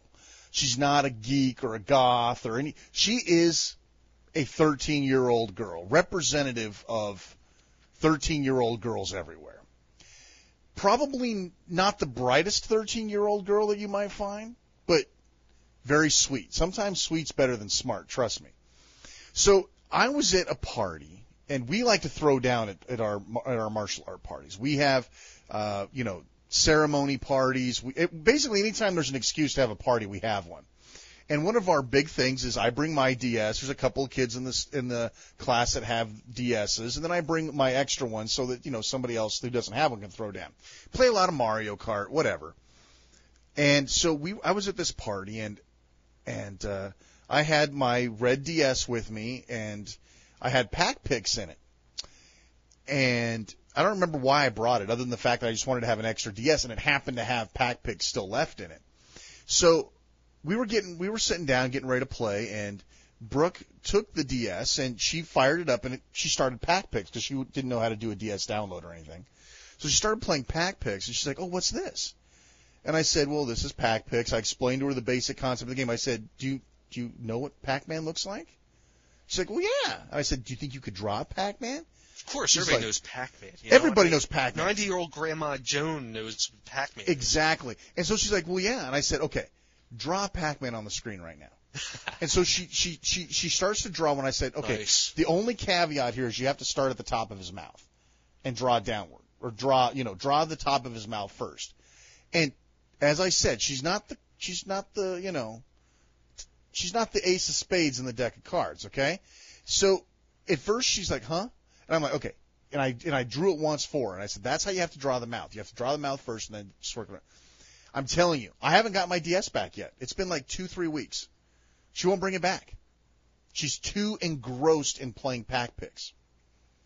She's totally hooked on it. That's too funny. And this is a girl that doesn't play video games. She doesn't have any video games. A regular, standard 13-year-old girl. Totally enamored of pack picks. A game that got one of the lowest scores ever of almost anybody who reviewed it, which is really sad because I think it's a pretty cool game. But instantly engaged she was. And again, I said, "Well, go ahead and take it over the weekend. Bring it back to me next class." "Oh, I forgot it. Oh, I'm sorry. I'll bring it back next time, blah, blah, blah." Dude, she ain't bringing it back. Oh, wow. So finally, I was a good boy. I was a good guy, and I brought her a car charger because I knew her battery had to be getting ready to go dead before too long. So, as long as she's having a good time, I don't mind that she borrows it. But she's like totally into it. So it's funny. If you were to ask me like the last market for video games, it would be 13-year-old girls. She also had a chance at the last party we were at to play Cookin' Mama. Totally enamored of that. Pack and Roll. Totally into Pack and Roll. So it's really funny what a lot of the people who review video games, journalists, even us, I think at times get jaded over. Oh, I'm completely jaded. Oh yeah, I mean, Pack Picks got like 0 reviews. Most people hated it. I think, the only person that like said anything cool about it in the beginning. But yet there's obviously an audience for it. Mm-hmm. And this was a huge learning experience for me. I love Pack and Roll. I think it's a great game. She also happened to like it. Cooking Mama, your wife's totally hooked on it. Mm-hmm. My kid was totally hooked on it. Brooks was totally hooked on it. I find it interesting that there are definitely titles out there for everybody. And that's one of those things where, we may not be the best people to review games for 13-year-old girls. 13-year-old girls shouldn't be going to IGN or 1UP looking for game reviews for games they might want to buy because they're not going to find they're going to find Metroid Prime Hunters and New Super Mario Brothers. They're not going to find gems like Pack Picks or Cooking Mama. So, not much of a story, but I thought it was still interesting. Yeah, I think the one thing I didn't like about Pack Picks was it Pack Picks or Pack and Roll? I think it was. I want to say it was Pack and Roll that did it when they added the voice. Oh my God, they gave Pac-Man a voice. That was Pack and Roll. Yeah, I was wincing. Oh my God, what are you guys doing? That's one thing that really is driving me crazy about Namco. They can't seem to pin down what they want Pac-Man to be. Every game they have him in, he's totally a different character. Yeah. And it just drives me up a wall. It makes me think that they keep trying different ones until they find one that clicks. When all anybody wanted was the first one. Right. I mean, I like the old school Pac-Man where, Super Pac, where he's got the red boots and everything. I think that's cool. That's cool. But Pac-Pix was a fun game. I never had a problem with it, really. I mean, I always thought it was more of a $20 game, though, than a... Yeah, it wasn't a $34 game, to be sure. I mean, when it first came out, it was like $30 or whatever dollars. I was like, but, when I remember when I saw it for $20 at Best Buy, and then I had a $5 coupon, I made it $15. It's like, sold, It's not a game that I play all the time. It's one of those games that's kind of like a mild diversion, more than anything. But just being able to draw these mutated-looking Pac-Man. The mechanics are better than the game. Let's put it that way. Drawing these little tiny Pac-Man and their little Speedy Gonzales Pac-Mans. If you draw these huge Pac-Mans or these slow lumbering ones, and then upper bite ones and dude, I have like Down syndrome Pac-Man, dude. I mean, they look physically retarded, but they still work. I mean, I'll tell you, the first time I drew a Pac-Man and it came alive and started moving, I thought that was the coolest thing ever.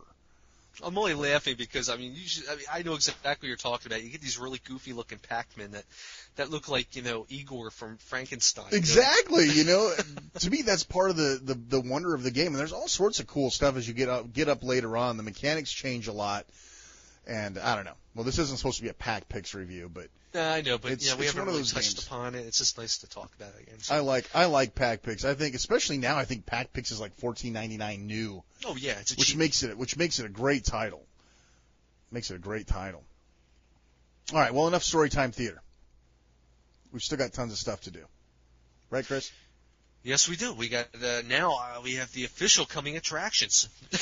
Man, do you think we have a long enough list of coming attractions? These are only the ones that are coming out like in the next 2 weeks. Yeah, unfortunately, though, I only see about maybe 2 or 3 games that are, I know for sure that are probably going to be, well, at least 2 of them that are going to be worth picking up. Most of these look like shovelware titles, and I think that's the thing. I think a lot of these companies try to get the shovelware stuff out there before, the big hitters come out, like, Final Fantasy 3, or, the new Yoshi 2 or Elite Beat Agents. Right. A lot of these shovelware titles try to come out and get first dibs before the big hitters come out. Because they know those are the ones that are ultimately going to sell.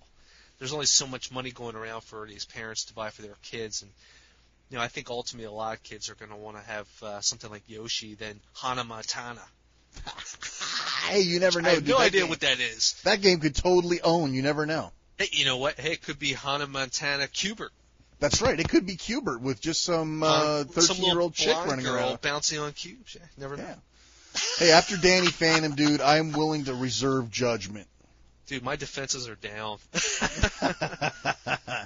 Well, do you want to run through the list, Chris? Okay, yeah. Interject, please, if you know anything about some of these, because I Absolutely. certainly don't. And these are all early October releases, by the way. October 2nd, Scooby-Doo, Who's Watching Who. Is that another one of those kind of 2D point-and-click adventures, or is that more of a side-scroller? I think it's that same as like Ultimate Spider-Man and the other Scooby-Doo, Incredibles, Kim Communicator. No, I'll pass. Pass on that one. Yeah, October 3rd, Hardcore Pool. I'm not holding my breath on that one. That one keeps getting moved back, but that's scary, folks. No video, delays, and delays. Run. There is a decent pool game that we imported, and I have no idea. I can't remember what the name of it was, but it's Billiards. What is it? It was Billiards. You know what? I'm going to look it up real quick here. Yeah, you look it up. I think it's worth being mentioned based on the fact that it's actually a pretty cool little pool game.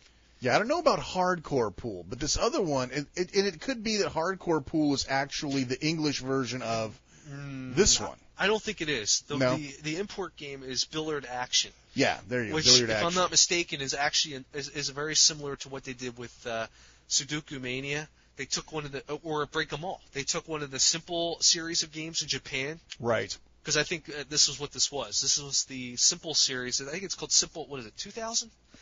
It's either Simple 2000 or 3000. If you go to like PlayAsia, you can look it up.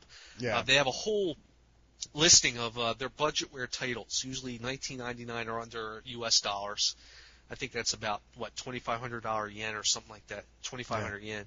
But they're a whole company of all, and they've been doing it for years. So the PS1 and 2. They're simple, low-budget games. Sudoku Mania, which is I believe a Hudson game. it was the same kind of a situation. It's a simple series. Billiard Action is an import, only UK at the moment. Hardcore Pool, I don't believe, is a port of that. And Billiard Action is actually a very decent pool game. It's got a few little issues, but for the budget price, I'd say it's worth importing. Yeah, and we'll review it if it ever hits the States too. Yeah, but moving on, I don't know much about Hardcore Pool other than it's been delayed and we haven't seen squat. Yeah, it's scary. Run. Also on October 3rd, we have FIFA 2007. Lack of Wi-Fi is really turning me off once again because obviously winning 11-7 from or winning 11. See all the way they numerate these sequels is driving me crazy. But winning 11 is coming out from Konami and it's going to have Wi-Fi, so this is a little inexcusable. I'm sorry. Especially when we had already 3 interpretations of Madden on. We've already discussed this. Yeah. I'm not real excited. I think I'll hang off for 2006 for now. We'll find out. I'll take a look at it at some point when it gets released. October 3rd, Strawberry Shortcake, Strawberry Land Games. Hey, you know what? That could be. Itself. You never know, man. That could be Mario Party. That could be Mario Party, dude. Yeah. And I don't give a rat's ass if it's got Strawberry Shortcake in it. If it's Mario Party. Instead of Wario, you got Purple Pie Man, who kind of resembles Wario. Sure. I'm game, Dan. I'm telling you, I don't care what the IP is. You give me a good game and I'll play it. So, I'm not holding my breath though. My wife might be interested in Strawberry Shortcake. She's, it's got that nostalgia factor kicking in. That's true. All these '80s things we grew up on in the early '80s. Thundercats. We're gonna have Teddy Ruxpin games before you know it, dude. Teddy Ruxpin Combat, dude. That would own. Could you imagine like 80s Hello, icons? I'm pulling your arms off. Hey, listen to this. If any of you publishers are out here, this is it. I'm Yeah, telling right. you. No, listen. Go ahead. Take all the old icons from the 80s. Strawberry Shortcake, My Little Pony, Cabbage Patch Kids, and do a Mortal Kombat game with them and let them fight each other. Dude, that would kick major ass. Kind of like Jump Superstars on acid. It would be awesome. Or Super Mario Brothers, oh my God, blanked out on it. Yeah, the think about Strawberry it. Shortcake, ended up being like Super Smash Brothers on the Nintendo 64 or GameCube. Hey, there you go. Yeah. I'd play that. All right, let's move along. Yes, it's October 3rd, once again, another release. F-24 Stealth Fighter. And it's appropriately named since we haven't heard anything about it or seen any pictures. F-24 Stealth Game. October 4th, Conductra once again. Yeah, right. I believe As that if. I think that actually got moved again already since Oh, wait, we made my this. mistake. That was October 4th of 2007. So Yeah, sorry we may about never that. see Yeah. Conductra. October 5th, another IP which I have no idea about. Hannah Montana. All these kids are coming out of the closet now with their own shows. Yeah, really, dude. Thanks to Lizzie McGuire, I guess. Yeah, who And, cares? Hannah Montana. On October 9th, Clubhouse Games. Yes, this Sunday at Yeah. the Tacoma Dome, it's Clubhouse Games with Bigfoot. Yeah. No, we're looking forward to Clubhouse Games, man. I mean, that is what I'm looking most forward to, like the whole rest of the year, I think. Yes, and please be sure to join us in Flash Chat. Maybe on Fridays or Saturday nights, maybe, I don't know, where we can get together and maybe we can get some kind of a throwdown going, 8 people. I'm dying to play some freaking It's space, going to be so man. cool. Give me some darts, some bowling. Pool. Heck, there you go. You got pool in this, man. Forget hardcore pool. Yeah, forget it, man. We got it in everything's in Clubhouse Games. I'm looking excitedly for a match of chess. Yeah, that should make good for Twitch gaming. Yeah, by the way, Turncoat and Darts are both available on the DS Download 3 station. Yes, good point. And that's definitely worth looking at. If you've seen the pictures of the import or the video that I shot of the import, the darts look incredibly better. And They've of course, upgraded them. Yeah, oh man, did they ever? Nice. And of course, it's going to be Wi-Fi, which makes everybody happy.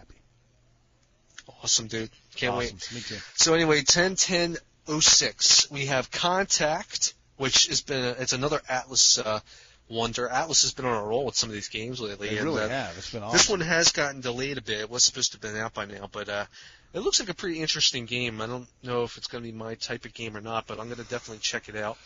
Also in the same day, actually most of the rest of these games are from October 10th, Garfield, Tale of Two Kitties. No jokes. Yeah. Also Avatar: The Last Airbender, which is yet another Nickelodeon IP. Boy, Nickelodeon is whoring out on the DS, I'll tell you. Man, maybe we'll be getting more games in disguise. We'll get another game that maybe something else that we've played before that they've just thrown on top of an anime character. Let's hope so, man. How about some Time Pilot? Yeah, there you go. Avatar: The Last Time Pilot. Yeah, The Last Time Pilot. Nice, good idea. Crash Boom Bang, which looks like Crash, a.k.a. Mario Party. Yeah, dude, it looks completely like Mario Party. Monster Bomber, which was actually delayed as well. I don't really know a whole lot about that. For some reason, I have a feeling this might be another puzzle game. Barbie 12 Dancing Princesses. Finally, let's all meet in Flash Chat, man. I've been waiting for that one. Yeah, I want to play Barbie 12 Dancing Princesses with you. Exciting. Yeah, not. Really, do you? October 12th, Disney's American Dragon, Jake Long, Attack of the Dark Dragon. Which gets the award for the longest, most worthless title of the DS game of all time. A lot of D's in there. Yeah, there's a lot of D's in there. And as for the out now, October 18th, we saw the release of Danny Phantom Urban Jungle, which once again, we've talked about. Yes, and you can play on the new download station. That's right. October 18th also saw the release of Pokemon Mystery Dungeon Blue Rescue Team, Bratz Forever Diamonds. On the 19th, we had the release of Open Season, Dragon Quest Monsters Rocket Slime, which everybody seems to be in a panty twist about. With I don't get it. I just don't get it. I'm sorry. I played it, and I don't understand the draw. I really don't. I don't get it. I just don't get it. I don't know if people are seeing Dragon Quest and are just going insane, but whatever. Sweet Life of Zack and Cody Tips in Trouble has finally seen release. That's something that's been on my list forever. Yeah. I don't know where I'm going to find the money for all these games, man. I know, dude. Mario vs. Donkey Kong 2, March of the Minis, came out on the 25th. Looks great. It's in the demo of the new download station, so check it out. Gives you a nice little. It's actually a really nice little demo. They give you how many levels do you get to play? I only played 2 or 3 on there, but that was more than I expected to get. I was shocked. I think it gives you at least maybe 5 levels to play, if I'm not mistaken. It's good stuff. Alex Rider Stormbreaker, the 25th. Mage Knight, the 26th. Destiny Soldier. That looks quite interesting. I've seen a few screenshots. Yeah, no video, though. And Namco Bandai. Yeah, Namco Bandai. Obviously, they're American branch, if I'm not mistaken. Hit or miss there, buddy. Now, talk about hit or miss. We got 2 classic games being brought to the Nintendo DS. Now, whether these are going to be done properly is not really certain. I believe they've been out in Japan and Europe for a while now. Double Bobble Revolution and Rainbow Island Revolution. Now, I know one thing I've read already is Rainbow Island Revolution, you use the stylus to draw the rainbows. Anybody who's played this game in the past will understand what we're talking about. Yeah. I don't think we really have time to sit and discuss it a whole lot, but you draw these rainbows, your character jumps on them. The problem is, in the DS version, in the original game, you didn't draw the rainbows. You hit a button and they appeared. Yeah. But you actually draw them with the stylus this time around, and the bad part is you can't move your character while you're drawing a rainbow. That is the word, and I'm hearing, not positive if that's true or not. If it is, that's not very good for the gameplay. No. We'll see. Yeah, we'll see what happens there. Hopefully we can give you some updates on that. Yeah, very exciting. Well, Clubhouse Games is coming out. Yeah, who cares about anything else? Clubhouse, dude. That's all I care about. Okay. So let's move on now. We got the Touch and Go news section. Touch and Go. Do you want to start? Touch and Go. Touch and Go. Yeah, I'll start off here. I got Puyo Pop is 15 years old. And to mark its 15-year-old anniversary birthday, Sega is celebrating with a Wi-Fi enabled version of the game for the DS. It's coming out in Japan in December. Looks pretty much like any old regular Puyo Pop. But Wi-Fi playable. Really does add to it. Yes, it does. Wi-Fi, that's going to be it. Because now Chris and I can throw down. Yeah, Sega's kind of taken the reins for the series now that Compile is gone. Compile is one of the produces a couple of my favorite games. Well, they used to until they went bellies up, though. Guru Logic Champ, which I've kind of got Shane stuck on now for the Game Boy Advance. That's good stuff. It's a rare Japanese import, and one of my all-time favorite series, which was the Leste or Lest series. I don't know. People seem to say it different ways. You may remember Musha from the Sega Genesis, which was a shooter. And maybe not. Atari actually published Robo-Lest. Anyway, I'm going down too far. I'm sorry, but Sega's taken over now that company has gone belly up. I'm sorry, I have a soft spot for that company. That's all right. Sega's trying to keep the Puyo Pop series alive, which is cool. But we really don't need this many Puyo Pop games. But in this case, it's Wi-Fi. I'm happy. Yeah. Now, if only we get Meteos Wi-Fi, I'll be. But with Disney characters. With Disney characters, I don't care if it's got Disney characters as long as it's Wi-Fi. Okay, BioWare, makers of such great games as Baldur's Gate, have actually hired a handheld development team to start bringing a game to the DS. No details are available, but we do know it's going to be an RPG. Nice. I am totally guessing it's going to be Baldur's Gate or something something very similar to that. And as a bonus, their handheld division is only covering the Nintendo DS. Those of you with Sony PlayStation Portables are going to have to deal with the Untold Legends series. Sorry. So you know what? Just based on that, I'm hoping that somehow we're getting some kind of touch screen version of Baldur's Gate. I'd kill for that, dude. Baldur's Gate touchscreen. The problem is, though, I wonder if they're going to have the rights to do something like Baldur's Gate. I don't even know. Do they still have the D&D license? I think they must, don't they? Because I think Neverwinter's Nights is coming out, Part 2. Yeah, they don't necessarily have to have a D&D license. I mean, they could. I don't know. I'd be happy if it was called something other than Baldur's Gate. Yeah, I don't really care. I mean, you could have Baldur's Gate and call it something else. Dungeon Hack, if we're all Dungeon Hack, we're good to go. As long as it's good and it's an RPG and it's anything. I mean, it's an American RPG, man, and I'm hoping it's going to be like what we've been getting from them in the past. They've done some good stuff. Yeah, well, we'll give you a link to that article so you can read. It's actually an interview. Back to the old D&D Gold Box stuff. Yeah, I love the D&D Gold Box stuff. Okay, all you people who just bought Harvest Moon DS, which is GBA Plus. Yeah, it's basically a GBA game with some minor touchscreen functions kind of shoehorned into it, kind of similar to what they've done with the Pokemon Mystery Dungeon. You'll be happy to hear, and this is breaking news, that coming in Japan this December, Natsume is releasing Harvest Moon DS2 with the wonderful title, The Island I Developed With You. How's that for some fantastic English? English rules. It's amazing in this day and age we still have English, Yeah. You think, I can look up any book on the planet like in 5 seconds, but we still can't get like good Japanese to English translation. So we got some screenshots at IGN. What's really cool is this game looks fully 3D, kind of like similar to what Animal Crossing was. Oh, it looks great. With none of this GBA's dying. So let's shoehorn it into the DS and force some touchpad usage crap. Yeah.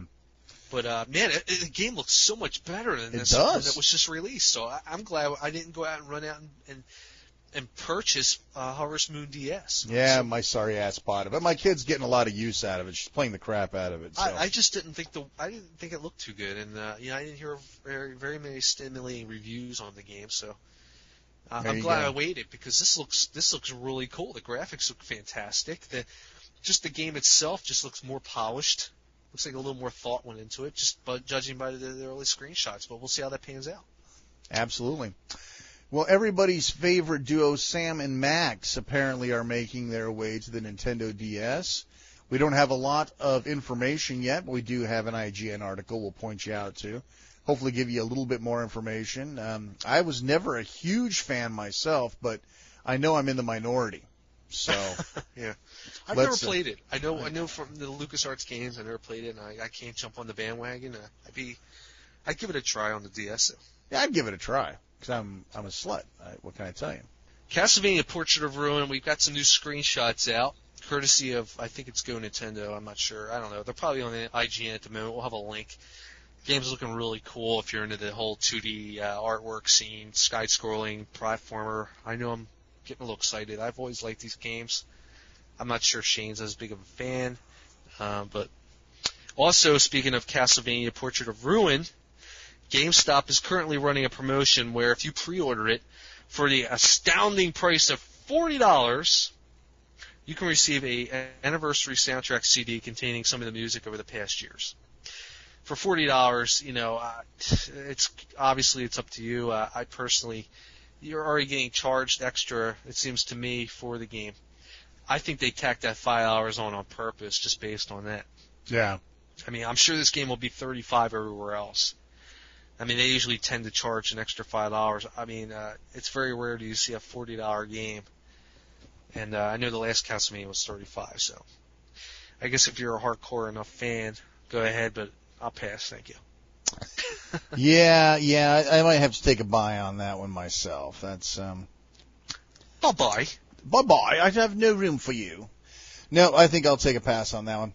But yeah, I'm looking forward to it. I'm kind of a fan. I mean, I like side scrollers. I like just pure action side scrollers, though. I thought that the last Castlevania got a little complicated. Yeah, I don't know.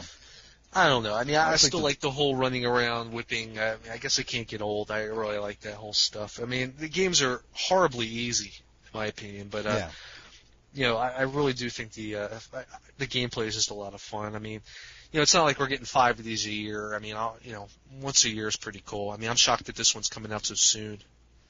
I'll take what you can get, man. Yeah.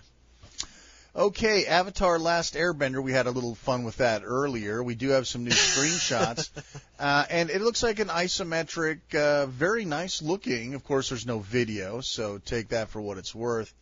And the screenshots themselves aren't very big, but it looks like a multi-party type RPG, real light sort of thing. Maybe could be some real-time battles in there. Hard to tell, but anyway, you got some new screens. Hopefully some video will follow before too long. All right. Yeah, well, moving on. This is a big story this week in the world of video games, mainly the portable type of video games, which is why we're going to discuss it. It looks like another big mouth PR guy at Sony has opened his mouth again. Opened his big trap. Yeah. In an interview with Game Daily, Sony Vice President Jack Tretton was spewing insanity like we haven't seen since Kutaragi talking about the the PS3 at any given moment. And how fun that's been listening to him, talk about and some of the goofy stuff coming out of these guys' mouths, man, lately is just insane. Yeah. Anyway, here's the actual quote. Nintendo and their DS are appealing to the same audience that Game Boy has always appealed to. And if you look at the adoption rate of the DS over the first 17 months, not only does it trail the PSP, but it also trails their other platforms. I guess he means the GameCube and the Game Boy Advance, which I think he's a little wrong on.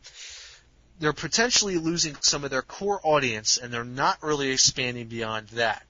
And we think we're expanding into a completely new audience as we did with PlayStation. What? Yeah, I don't understand that either. I mean, I don't know anybody. Well, I guess there's some younger kids whose PlayStation may be their first video game system, but I can guarantee you everybody who bought a PlayStation either owned an Atari or a Nintendo. Yeah. Anyway, continuing on. We'll dip down to the younger consumer eventually. Well, duh. And will ultimately appeal to that vastly earth-wide audience we carved out with the original PlayStation. The guy just basically said what we did, what we just said. I mean, obviously, the younger the kids are going to get, the more the PlayStation or the Xbox is going to be their first console. Yeah. Any kid that's probably 10 years old, his first system was most likely like a Nintendo 64 or a PlayStation. Or a Dreamcast. So obviously, when you get moving along even further, the chances are that the PlayStation or the PS3 is going to be their first console, or the PSP could be their first handheld. The way this guy's spewing that the PSP is beating Nintendo on any of the platforms is ridiculous. Ultimately, the Game Boy Advance itself is the system that's the one to beat, and there's no way they're beating that. No. So I don't know what this guy is talking about. It's obviously defensive talk. Yeah, Sony's just gotten to the point to where they just start making stuff up now.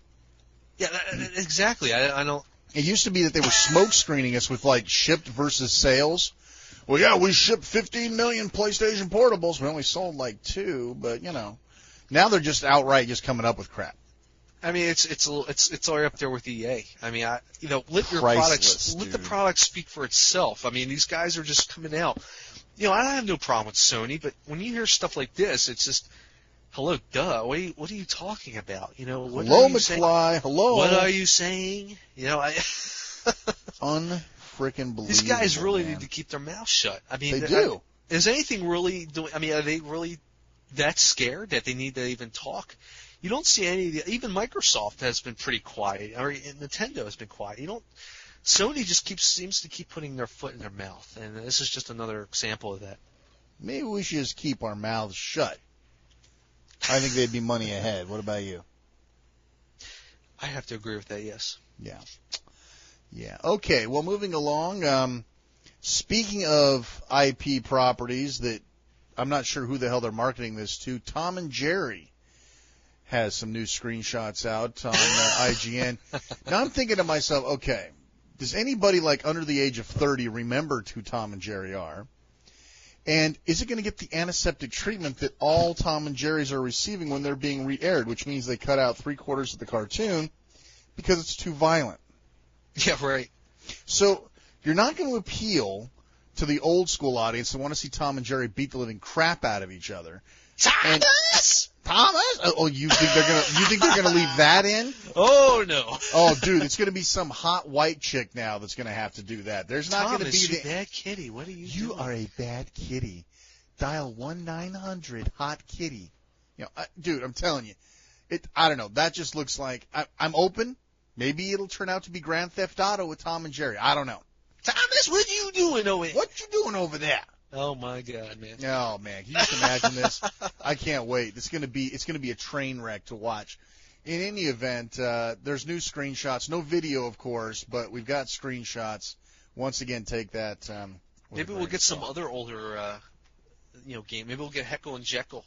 Oh DS. Man, that would be awesome. Heckle and Jekyll, or Land of the Lost, or Slee Stack video game. I'd be there, dude. Mighty Mouse. Mighty Mouse. Oh, I could totally see that coming. Why don't we really start digging way back and pull like Steamboat Willie up? I don't know how far back we need to go here. Alrighty then. Back to you, Chris. New box art and screenshots for Lode Runner DS are available over at IGN. We'll have a link for that. It's looking really cool.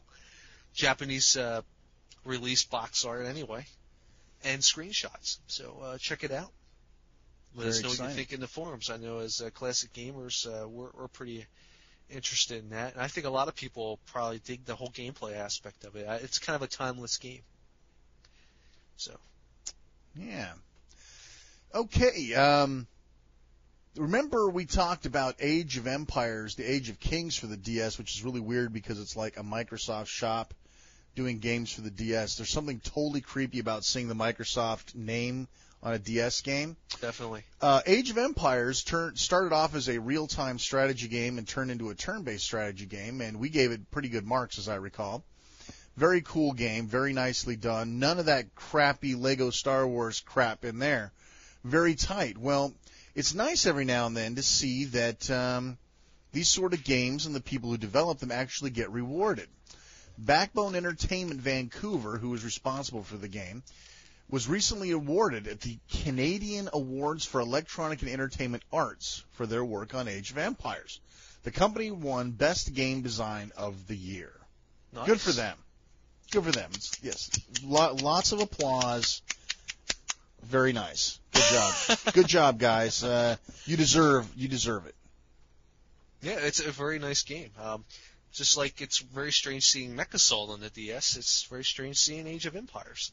Absolutely. At least until Microsoft brings out their own portable system. Yeah, then it's all gone. Now, Phoenix Wright 2 is coming out for the DS. I think a lot of people who are fans of Phoenix Wright already know this. And it's going to be coming out in about a month in Japan. Now, it's not seeing release here until sometime in 2007. Now, in the meantime, you can pick this game up at Play Asia. for a very nice price of $29.99. And right now they're including a free sticker set, wherever that may be. Don't know the specifics, when you pre-order the game. Now, what's really nice about the Japanese release is that it's going to contain both the Japanese and English language options, much like the original Phoenix Wright DS did. So if you don't want to wait until sometime in 07, I think it was delayed. I think it was supposed to be sometime early 07. Now I think it's kind of towards the second quarter of 07. You may want to check it out. And if you go to our database on the website, and we're not advertising, honestly, but we already have a link to the game pointing to PlayAsia, and you can just click on it and go there if you have any interest in pre-ordering the game. I know a lot of people on the forums that are already jumping on it. I know my brother would like to get in on it. I'm already there, dude. And now I know some people are already crying foul over doing this because they want to support the American release of the game. You know, they want to wait for the American release to come out and support that and make sure that it gets a proper release so that they'll release the rest of the Phoenix Wright games that are still in Japan. The game has been a long-running series in Japan on the GBA. And I think a lot of people want that to continue on. And I guess if they import it and not buy the American release, then that'll be a loss in sales for Capcom. So yeah, I don't see that happening. I don't either. I mean, come on. I mean, if you how many people actually import games? Exactly, it's a very small niche of people. Small that niche, games. little Bobby and little hardcore Susie aren't. Gamers don't out. I mean, the hardcore gamers are outnumbered by the casual gamers that are just going to walk into Best Buy and say, "Oh, look, Phoenix Wright 2! Oh my God!" So, absolutely. I'd say go for it, import it. Do it. Make us now. proud. Do Make it us now. proud. Yeah, yeah. And make sure that you do it via our database. So we can get a little credit for that man, action. We are one of our affiliates is PlayAsia, so that helps support us. If you want to check it out, otherwise, well, whatever, check it out anyway. Yeah, check it out anyway. I'm gonna crush you into it. That's right. Do it. Okay, a little bit. Some news coming up. We got a bunch of news from you. Yeah, I got a few more little pieces of news. First up, I want to talk about the DS Extreme. Now, in the past, we've talked a little bit about flashcards. We've even done a review on the Supercard Lite. And we've been talking a lot about doing some homebrew coverage, and we have done some homebrew coverage. Just out, the latest generation of flashcards are no longer limited to the GBA slot on the Nintendo DS. Several companies have created what we call Slot 1 flashcards, which basically means instead of having that big bulky card sticking out of the bottom of your DS or having to worry about not having your Rumble Pack in there or whatever. Maybe you like to carry a GBA game around with you like my wife does. Ultimate Card Games is her thing. So having a Slot 1 solution or a dedicated DS cartridge that provides the same functionality as a GBA flash card would be great. The first one to hit the market is DS Extreme, which is a Slot 1 unit that plugs directly into your computer via a USB cable. A lot of times with flash cards, you have a little stick of SD memory that you have to take out of the card, put in a card reader, copy your stuff down to it, take the card back out, put it back in the supercard, put the supercard back in the DS. Well, with this, you just plug your USB cable directly into the card, and you copy the files off as if it were a drive, like a little flash drive. That sounds pretty cool on paper. It sounds cool on paper, but what are the downsides of it? Well, the downsides of it is that it doesn't act as a pass key in itself. So there is some question about how well certain types of commercial games will run on it. A lot of us actually use flashcards to carry around our favorite games with us, games that we own. We don't condone piracy. Games that we own that we don't want to have to cart around 17 cartridges with us. We put them on flashcards. Well, there's always a question of if it's not acting as a pass-me type device, is that going to allow every single game to run that you might possibly have in your collection? The other downside of it is that it's only 512 megabit. Right, so you obviously have the limited memory and you can't upgrade and whatnot. Yeah, you're talking about, I think it's 256 meg of actual space. Come on. And that's non-expandable. And they want well over $100 for the card.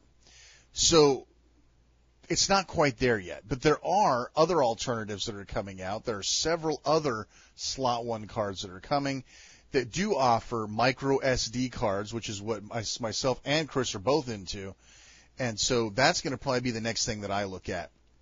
There's one called the Ace card that has been, I think it's actually in mass production now, which will allow you to do micro SD, no patching of your commercial games. They run as is off the card.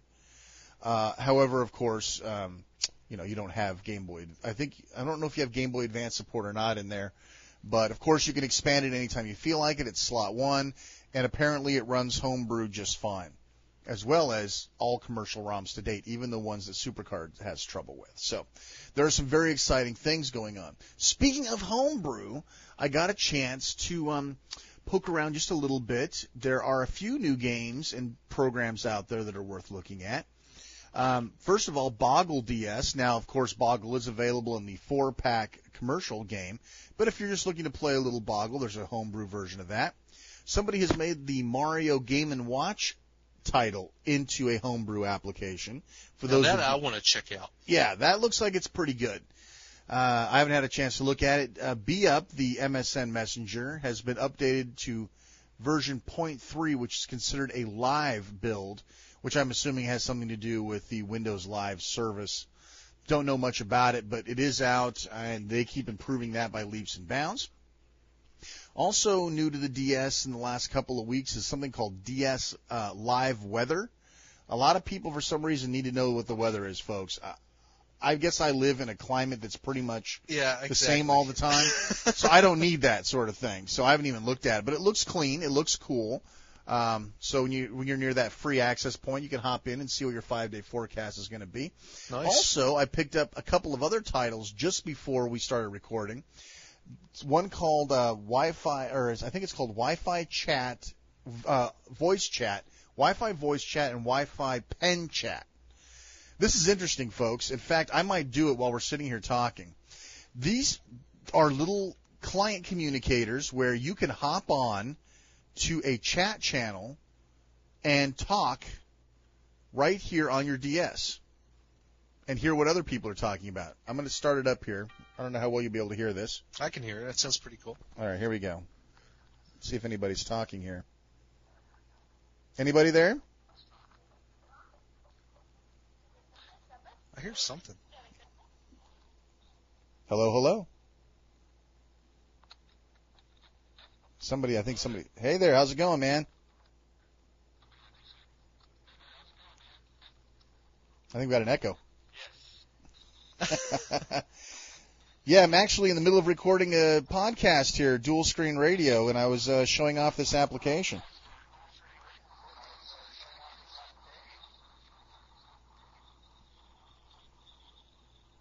I think we lost him. Well, it's still being worked on, folks. It's version 0.2. And while you're chatting, you can scribble down on the bottom screen and leave yourself a message, that sort of thing.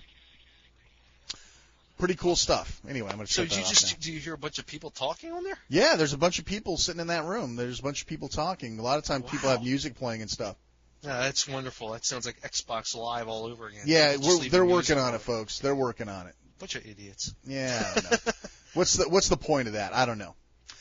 Anyway, that kind of wraps up a look at about homebrew. We also have a first look at Lost in Blue. We also have a trailer, and I'll tell you what, this looks pretty good, folks. I was a huge fan of the first Lost in Blue, and this one looks like it has even more action stuff. They actually show you like fighting with an alligator, all sorts of cool stuff. If you're a fan of Lost in Blue 2 is coming.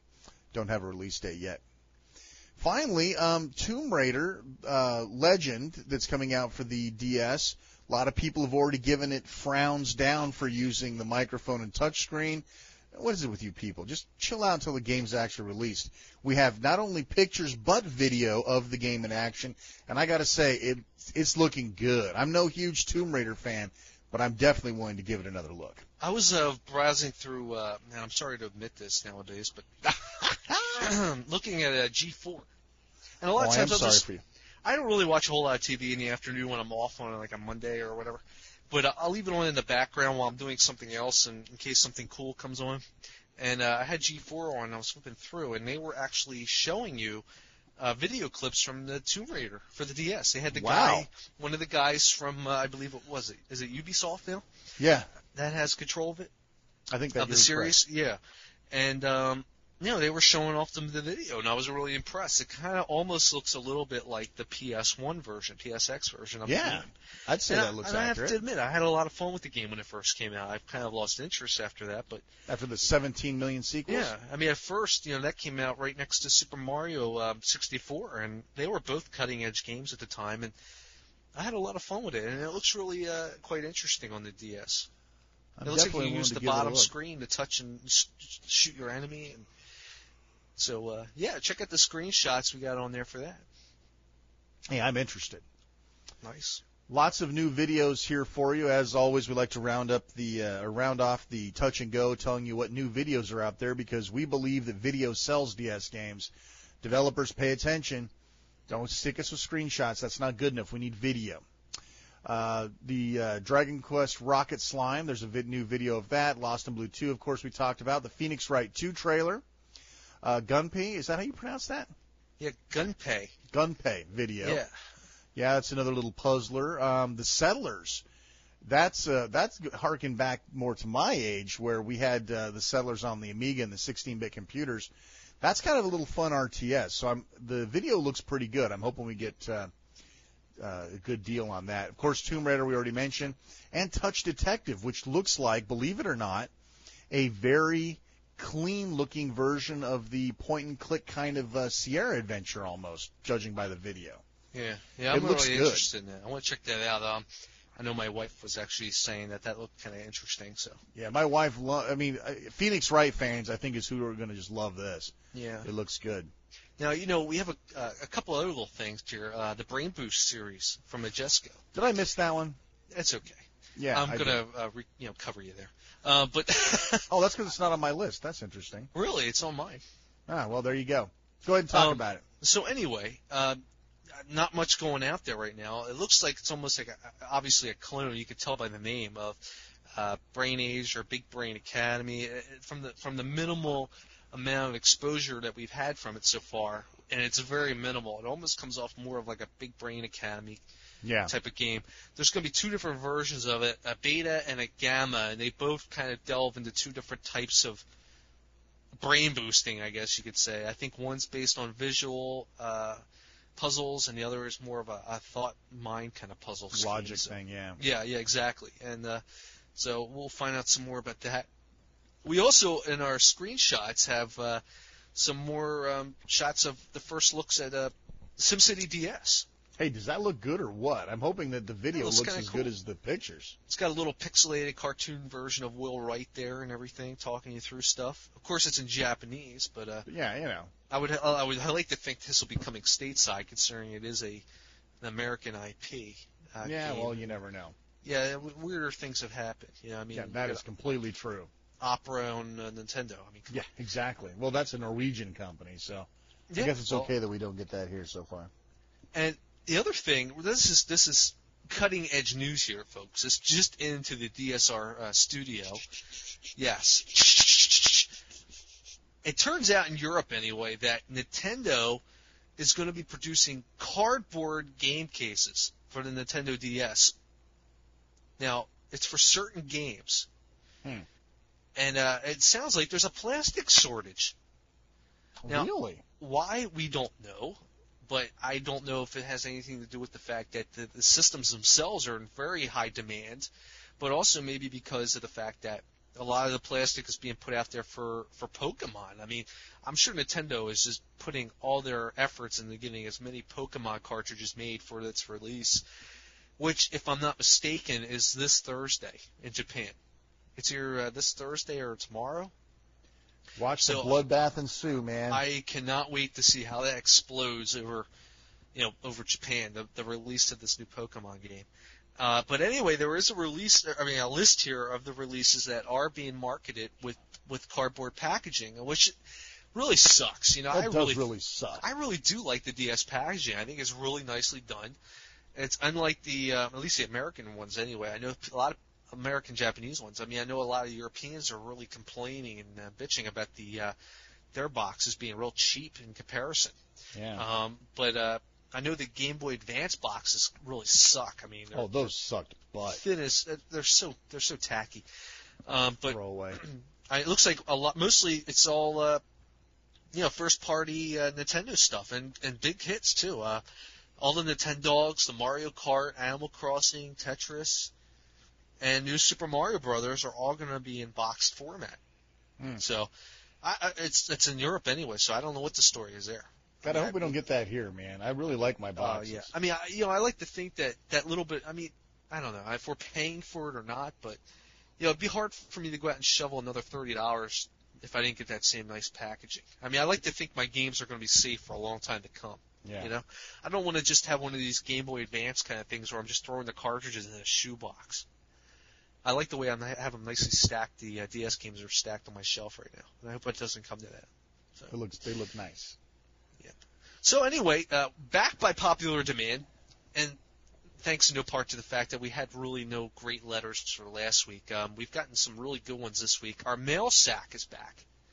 Yes, reach into our mail sack. Yes, I got to shuffle it in my sack here. Yeah, nice. But, a lot of our mail, it's not to say we don't get mail. We get plenty of mail, but it's not really mail that's interesting enough. It's mostly comments or errors on our part from our database and so forth. So we get a lot of fan mail here and there, and it seems to come in bunches. So then this week we've gotten bunches of it. So we're actually going to make up for the fact that we didn't have it last week, and we got 2 letters for you to share this week. Do you want to read the first one, and I'll read the second? Sure. Jason Ensign writes, "Hi, I listened to the recent show, and let me say, another great show. During the Storytime section, you talk about how you found your cracked hinge. I had the same problem with mine, and I am anal about that stuff, too. I finally decided to send it to Nintendo. I first emailed them, and they sent back a form email stating that this problem is not widespread, but I could call customer service. I called them up, and they took down my serial number and then told me they would send me prepaid mailing labels to send the DS to them. I received the labels in about 3 days with instructions on how to send the DS. They did not send a box to you, so I had to use a shoebox and some newspaper. They recommended not to use the original packaging from when I bought the DS. I sent it off and received a DS about a week later. One thing of note, though, when I sent my DS to them, I left on the screen protector. I wanted to know if the DS they sent back was mine or a refurbished one. The DS I received back from them did not have a screen protector on it. It did have a sticker on it saying that the unit had been tested and in working order. I went to see if I could check the serial number on the new one to see if it was the same one, but online, when you register your hardware, you cannot see what the serial number is. I guess mine could be a different DS than the one I sent them. Anyway, I had to get another screen protector, and now I have 6 extra styluses. Again, great show. Keep up the good work." From Provo, Utah, Jason Ensign. Well, I thought that was an interesting email because, we've been discussing now, and we had a big thread about the cracked hinge, and I mentioned mine on the last show. Yeah. And I know a lot of people were wondering, how that all worked out by sending it into Nintendo. We see it a lot, so yeah, I thought that would have been an interesting email to put on the showcase in MailSack. Yeah. So anyway, our next letter comes from Steve Crooks, who says, "Hey guys, I'm probably one of those people you talked about, on your last show who ragged on you about talking so much about old games. My point in my email a week or 2 ago was not that you should shut up about the old games. If I wanted you to shut up, I wouldn't be listening to your 2-hour-plus-hour-long podcast." Are we allowed to say podcast anymore? Yeah, we're saying podcast right now. Oh, yeah, maybe we might get sued if we say podcast. So. Okay, let me redo that. Yeah, try it again. If I wanted you to shut up, I wouldn't be listening to your 2-plus-hour-long media casts. Yes, media cast. My point was that if you're going to talk about old games, to simply remember that we haven't all played those games. So it might be nice to also give a description. That's it. I remember Pong coming out as a kid, and I beat my Atari 2600 to death. So I'm been gaming for as long or longer than you. The difference is that I never did it in depth like you guys, and that's okay. That's why you have a podcast about gaming, and I don't. I just hope you keep in mind all those DS owners that end up at your media cast, nice, but for whom the DS is new territory because they've never really gamed before. The DS attracts lots of people like that. You've admitted it yourself. Just don't forget about them. That's it. I enjoy your show, and we'll be watching for the next one. Thanks. Well, there you go. Here's the next one. And the next show is on. A little humor there. Yes, very nice. Well, that's All right, Mail well. Sack. I hope you all enjoyed it. We seem to get a lot of positive feedback for its addition to the show. Yeah, we'll see what we can do about that for you. If we invoke a classic game, perhaps we can give just a quick description about it. If it fits the usage of it, fits the context. Yeah, the overall discussion at hand. Yeah. Yeah, I can't help mentioning old games from time to time, but unless we're like reviewing it and it's pertinent in terms of game elements or something, we might just want to, you can always Google it. Yeah, That's there what you I go. say. If you want to know what Impossible Mission was, Google it. Yeah, and it has nothing to do with Tom Cruise, by the way. Yeah, absolutely nothing. That's Mission It's Impossible. yes. I'm talking about Impossible Mission. It's the same way when we were discussing Pokemon Mystery Dungeon. Yes. The game Temple of Apshai. You might want to check that out on Google. Yeah, good stuff right there. You definitely don't want to miss out on that. Well, that wraps up Mail Sack. How about just a couple things that are going on the website? We've added a couple more new features. Did Flash Chat hook into your Wi-Fi codes last show, or did I add that since then? I don't remember. No. We had them last show. We did have them last show. Okay. Yes, we did. So one thing that's new is a lot of people are interested in what other people have for their top 25 list of games. Oh, this is cool. Yeah, so we now give you the opportunity to share your own, based on your votes, your own top 25 list with others. If you go to the website, which is at dualscreenradio.com. I can't believe we have only plugged this once so far this whole show. What can we say? We don't whore ourselves out. We don't whore ourselves out. We try to. We want you to come. But anyway, go to dualscreenradio.com, hit the member top 25, and then choose the member from the drop-down list who you'd like to see. It defaults to mine so that you can kind of get an idea, and then you can choose a different person's. And then you yourself can take your own top 25 list on your My Member page and get the code to put that into your signature on your forums or on your website or whatever to link to your top 25. So you want to know what my top 25 games are, Chris's or Arcade Nut or any of the other guys on the forum? Well, now you can find out. Nice. Very nice stuff. What else? Is that the only thing I've added since the last show? It's been kind of slow, hasn't it? Yeah, we got the whole site's got that whole upgrade and everything. Everything's totally different looking now. We have the Search the Game database up there now, which I think a lot of people are enjoying. Yes. Other than that, and some new games to the database itself. I think we're pretty much covering it. Yeah. So not a whole lot of updates this period, but just a little nicety. And of course, if there's things you want to see, I can't guarantee we're going to add them to the system, but by all means, please feel free to drop us a line or post on the forums what your ideas might be for the website, things that you'd like to see, and we'll see what we can do for you. Great. Fantastic. Well, folks, I guess that pretty much wraps it up, huh, Chris? Yeah, it's been a long show. I think it's been so long now that I think I'm over my cold at this point. That's right. That's right. I think I've gotten better during the course of the show. That's fantastic. See, what a miracle. Dual Screen Radio. Boy, I'll tell you, old habits die hard. Now, DualScreenRadio.com. DualScreenRadio.com. www.dualscreenradio.com. Somebody wrote to me. This is totally unrelated to Dual Screen Radio, but most folks know I do another radio show, Retro Gaming Radio. One guy wrote in and told me, or did he post on the forums? I think it was on the forums that he said that thanks to my anti-smoking sentiments that was on the forum. It was on the forum, yeah. That he was been trying to break the habit forever, and thanks to my probably my cat urine comments. That's a whole other story, though.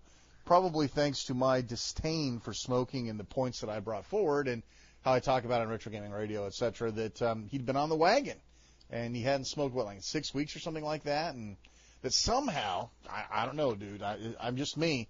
That I provided some source of inspiration for him to not smoke. It's like, cool. I mean, I'm all game with that. I don't know what difference I made, but apparently now Dual Screen Radio actually cures the common cold. So, this has not been evaluated by the FDA. It is not intended to treat or cure any disease. But what the hell? It might have cured Chris. So give Dual Screen Radio to your friends with a cold. Maybe they'll feel better. Who knows? Weird things have happened. Well, this is Shane R. Monroe. And this is Chris Henschel, as always. And until next time, listening is good. Bye-bye. Take care.